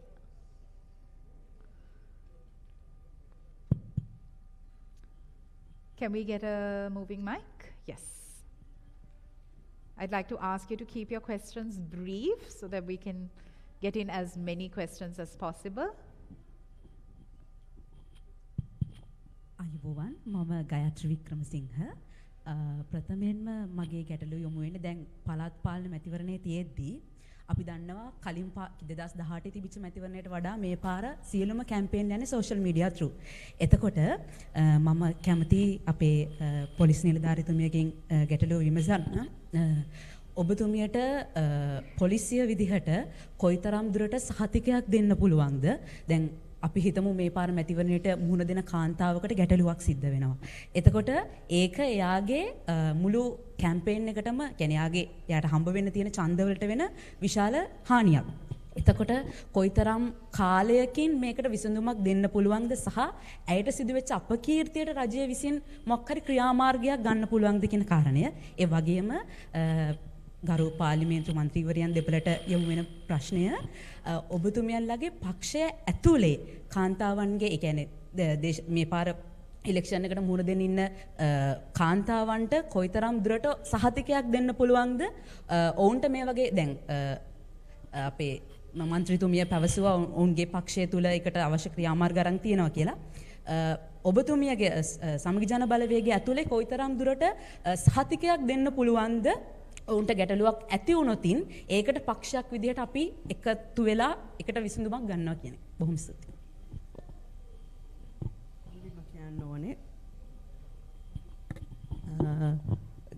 කිසියම් candidate කෙනෙක්ට ඒ කියන්නේ අප කීර්ති හානි කිරීමක් සිද්ධ වුණොත් ඇත්තටම ඒක ක්‍රිමිනල් ඔෆෙන්ස් එකක් නෙවෙයි හින්දා ඒක සිවිල් ලෝ එක යටතේ යන හින්දා අපිට පොලිසියක් විදියට ඒ සම්බන්ධයෙන් නීතිය ක්‍රියාත්මක කිරීමේදී යම් බාධා තියෙනවා. එතකොට අපිට බලයක් නැහැ ඒක කරපු කෙනාව අත්අඩංගුවට ගැනීමක් සිද්ධ කරන්න. මොකද ඒක සිවිල් නීතිය යටතේ වෙන වරදක් හින්දා. එතකොට ඒකෙදි වෙන්න පුළුවන් දේ වන්නේ ඒ අදාළ කැන්ඩිඩේට් වෙනවා සිවිල් නීතිය යටතේ තෝරත නීතිය යටතේ සහනයක් පතන්න.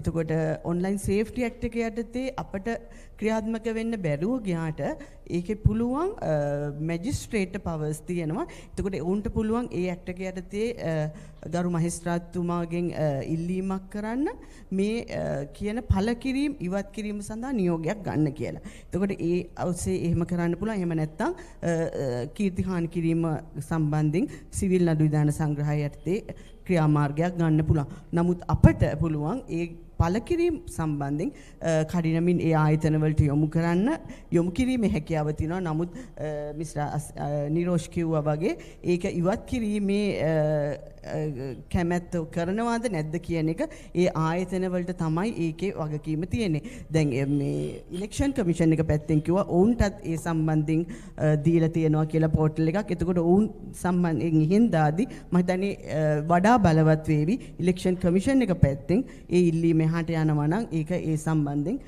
කඩිනමින් ක්‍රියාත්මක වීමක් සිද්ධ වෙයි කියලා මම හිතනවා. MP කිරියල්ල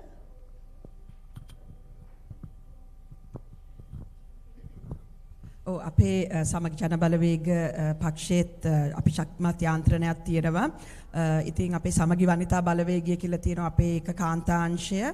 ඉතින් අනිවාර්යයෙන්ම අපි දැන් අපි ගිය සතියේ තමයි අපේ නාම යෝජනා බාර දුන්නේ. අපි ඊළඟ සතියේ සියලුම කාන්තා අපේක්ෂිකාවන් එක්ක එකතු වෙලා අපි ඒගොල්ලන්ව දැනුවත් කරන්නට අපි ප්‍රෝග්‍රෑම් එකක් සංවිධානය කරලා තියෙනවා.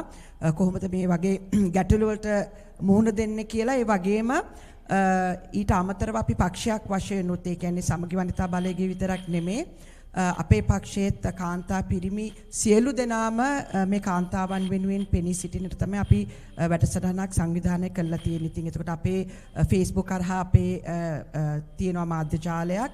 ඉතින් එහෙම මොන හරි ප්‍රශ්නයක් ඇති වුණාම ඒ සම්බන්ධයෙන් කතා කරලා ඒ වගේම ඒ කෙනාට ඒ කියන්නේ ඉමෝෂනල් සපෝට් එකක් අවශ්‍යයි. මොකද ඒ වගේ වෙලාවක අපිට ඒගොල්ලන්ව ගොඩක් වෙලාට සමහර කට්ටිය කඩා වැටෙනවා මෙහෙම සිදුවීමක් වුණාම.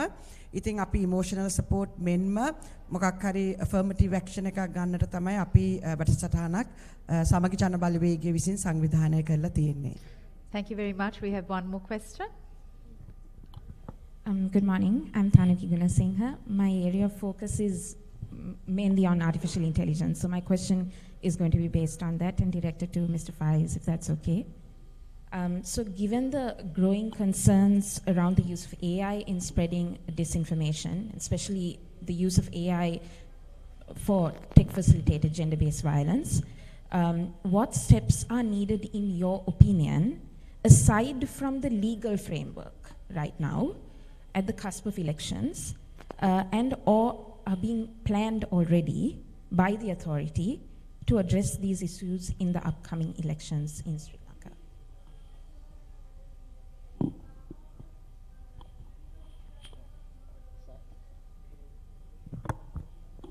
From the legal framework, I mean, we are a country run and governed by statute law, so it's a bit of a difficult question to answer. What do we do without legal framework?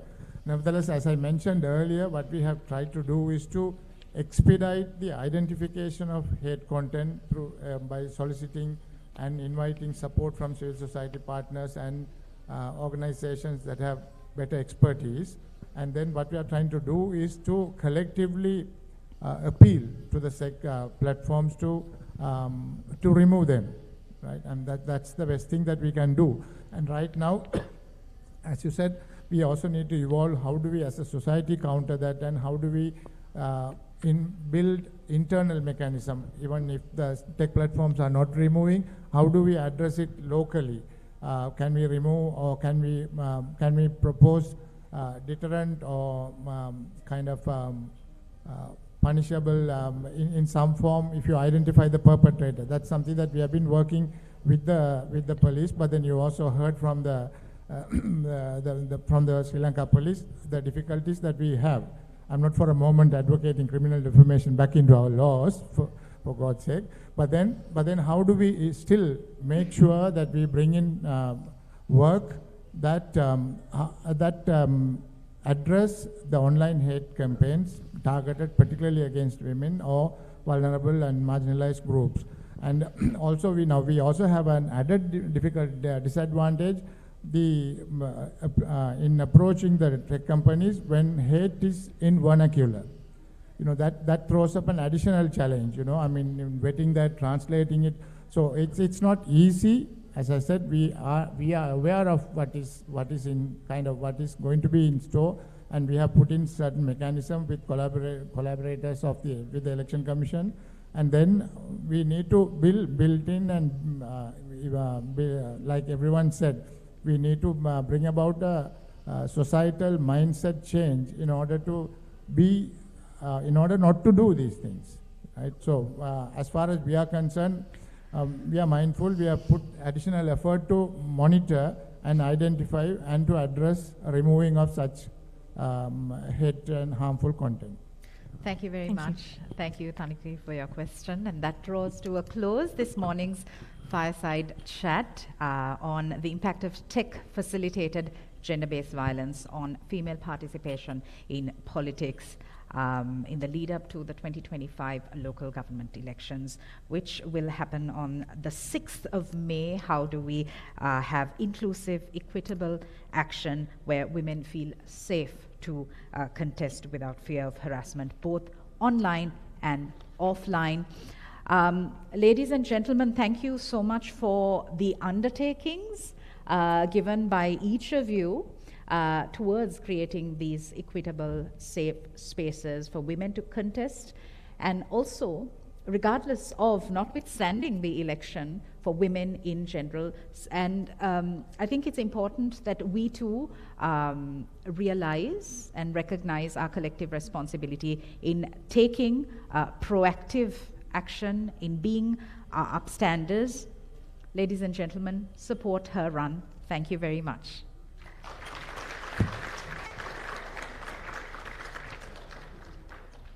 Thank you very much, Sonali and esteemed panel.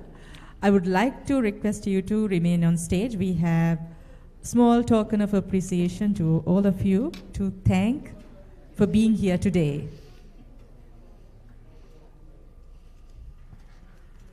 So, ladies and gentlemen, how do you feel? Empowered? I do see a lot of young people in the audience, and I would like to get answers from them. How do you feel? Do you feel empowered? Thank you. Yes.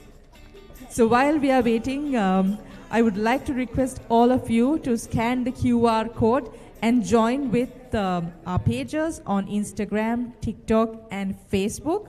And also on your way out, you may see posters pasted or with another QR code where you can give your comments on how we have done so far, and your ideas are valuable. Also, you may wonder, the pin you received today, you see a purple color circle. So I did ask IFES team, why purple and why the circle?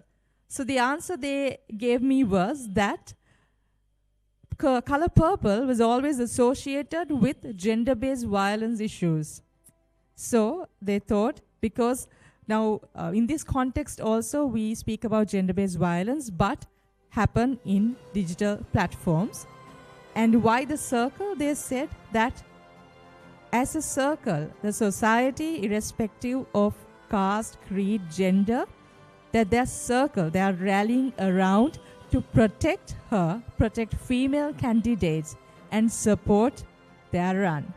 So thank you very much, ladies and gentlemen, for being a wonderful audience. And next we have Ms. Anusiya Shanmuganathan, who is a member of the Election Commission of Sri Lanka, to give her comments.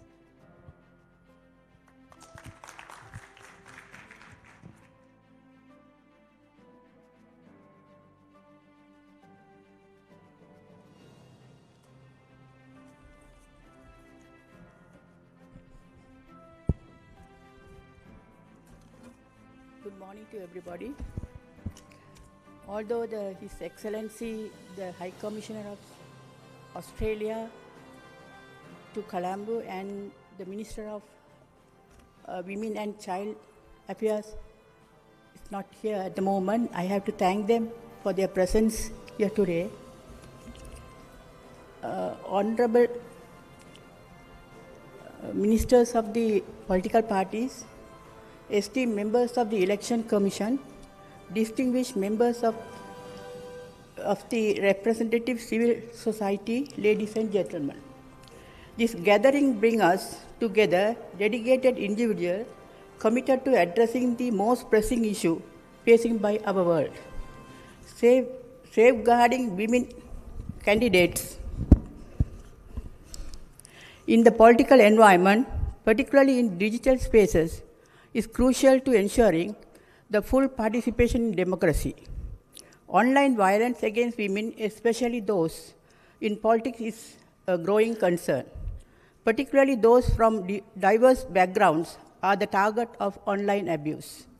Recent research on women politics in South Asia has shown that 90% of women politicians in India, Nepal, and Pakistan felt threat of violence, shook their resolve to join politics. The challenges that women candidates face, especially in digital spaces, are online harassment, threats, and abuse. Manipulated images, videos, and false narratives are used to damage reputation and credibility of women. Personal information sometimes exposed to intimidate the silence women candidates. Women are judged more harshly than men for their appearance, personal lives, and opinion in digital discourses. Improving awareness of the abuse of women in politics and supporting more research on the problems would be a good start. In the effort of governments, civil society, and academic institutions has focused on how to increase women political participation, how to get more women elected, and how to remove barriers to women political leadership. Gender is increasingly used in disinformation campaigns that target female politicians, and the anonymity provided by digital media has amplified online attacks. In Sri Lanka, women political candidates face significant challenges in the digital space, including cyberbullying, online harassment, and the spread of misinformation. A survey by Campaign for Free and Fair Election revealed that over 70% of female local councillors and grassroots political activists have experienced digital harassment. This harassment often includes threat, attack, and character abusement, which can deter women's participation in politics.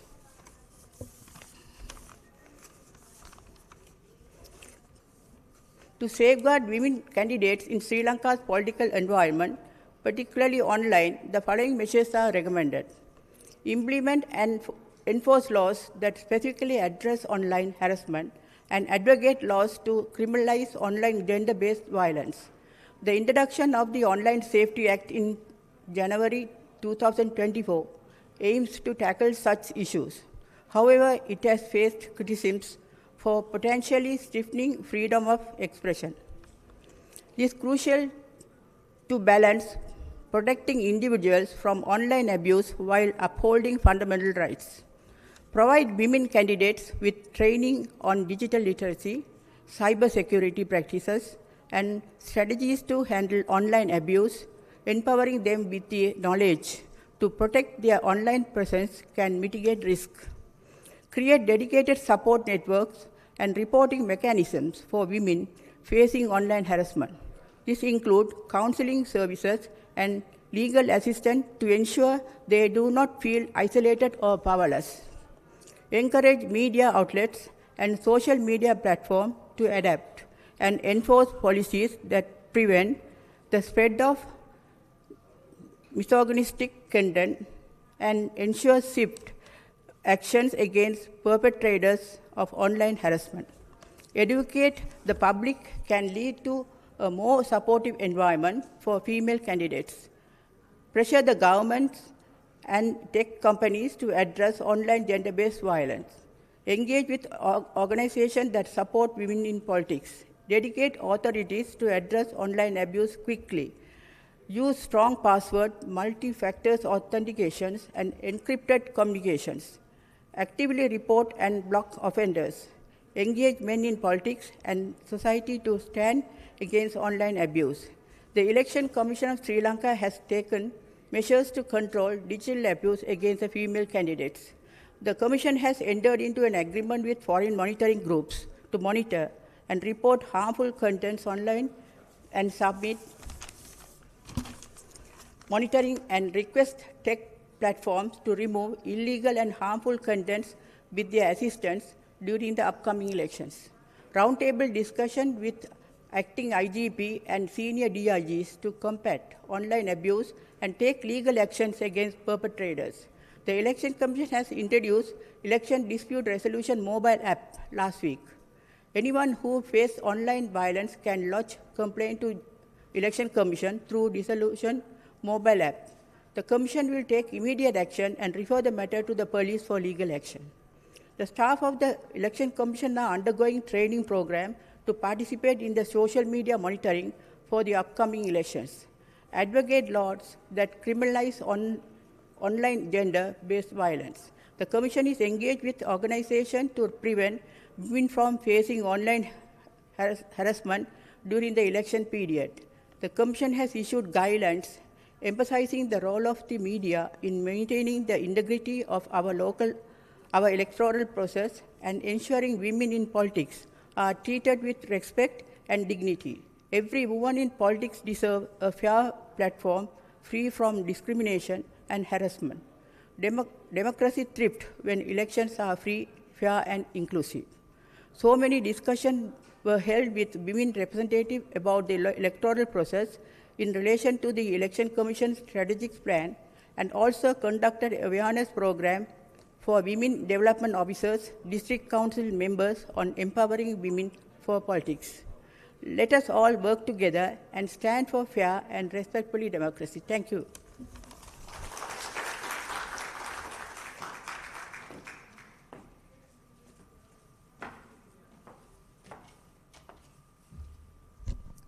Thank you very much, Ms. Shanmuganathan, for your insights. So a while ago, ladies and gentlemen, we officially launched Support Her Run campaign, and you witnessed the campaign video in Sinhala, and now we are about to witness the campaign video in Tamil. இந்த நாட்டை திருத்த போயினமென்னு சொல்றதெல்லாம் பொய் கதை.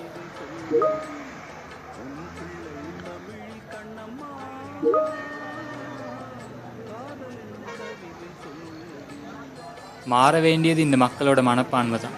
அப்போ இந்த நாடு தன்னால மாறும். கிருஷானி, ஹலோ, கேட்டுக்கோ. இன்றைக்கு நான் கொஞ்சம் பிந்தித்தான் வருவேன்.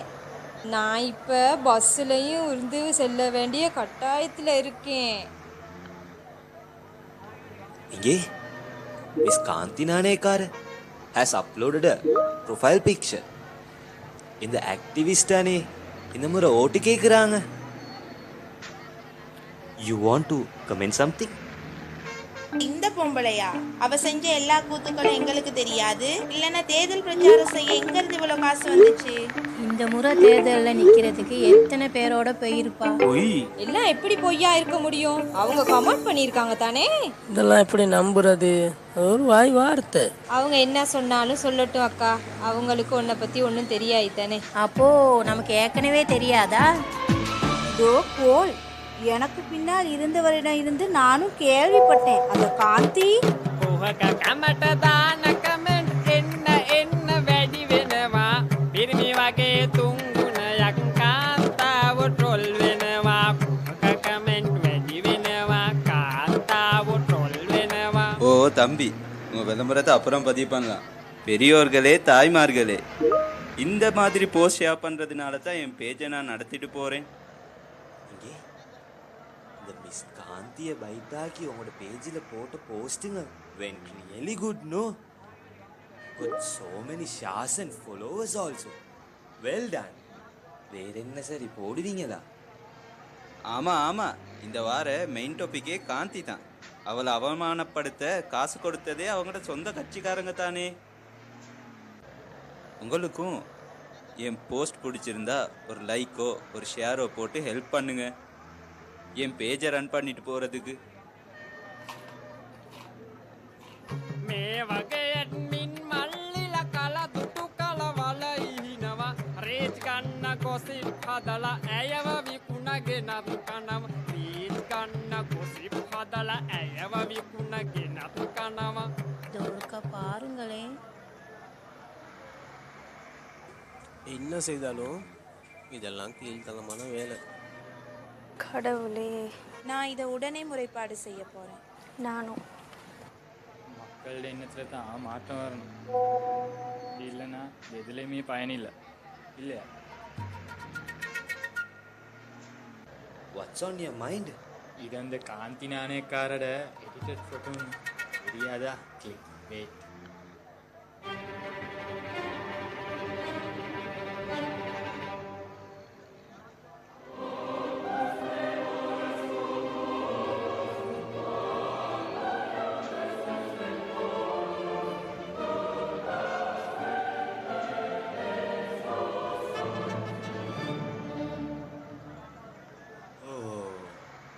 Sorry.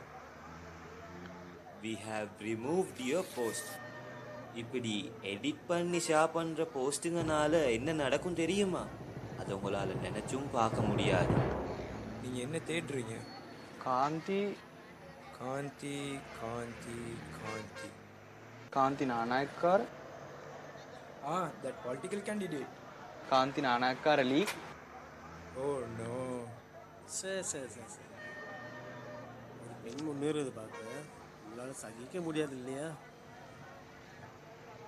அவங்க சொன்னதை தானே நாங்களும் சொன்னோம் நீங்க எவ்வளவு தான் புகார் அளித்தாலும் அவர்கள் வாயடக்க முடியாது என்ன வேண்டும் சொல்ல அவர்களுக்கு உரிமை இல்லையா ஒருவரின் ஆழ்மையை அவர் விரும்பியபடி காக்க யாருக்கும் உரிமை இல்லை නංගි මල්ලි අයියේ අක්කේ මේ කියනා දේ අහන්න ෆේක් නිවුස් හේට් ස්පීච් එපා ඔහොම ෂෙයා කරන්න කාන්තාවක් හැරස් නොකර පුළුවනි පොලිටික්ස් කරන්න ජෙන්ඩර් බේස් මේ හිරි හැර පිට්ටු දකින්න පුරුදු වෙන්න ජෙන්ඩර් බේස් මේ හිරි හැර පිට්ටු දකින්න පුරුදු වෙන්න அடே அடே என்னாச்சு என்னாச்சு இங்கே இவங்க எல்லாம் அவங்களோட பேஜை ரிப்போர்ட் பண்ணுங்க your page has been unpublished you can request a review if you believe this was a mistake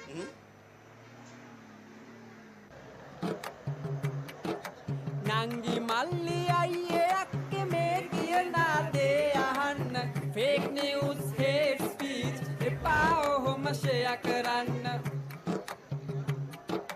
නායකයෙක් වෙලා රටට ඇගයුතුකම ඉටු කරන්න ඒ වෙනුවෙන් හිට ගන්නට පාට පක්ෂ නැතුව එන්න ඒ වෙනුවෙන් හිට ගන්නට පාට පක්ෂ නැතුව එන්න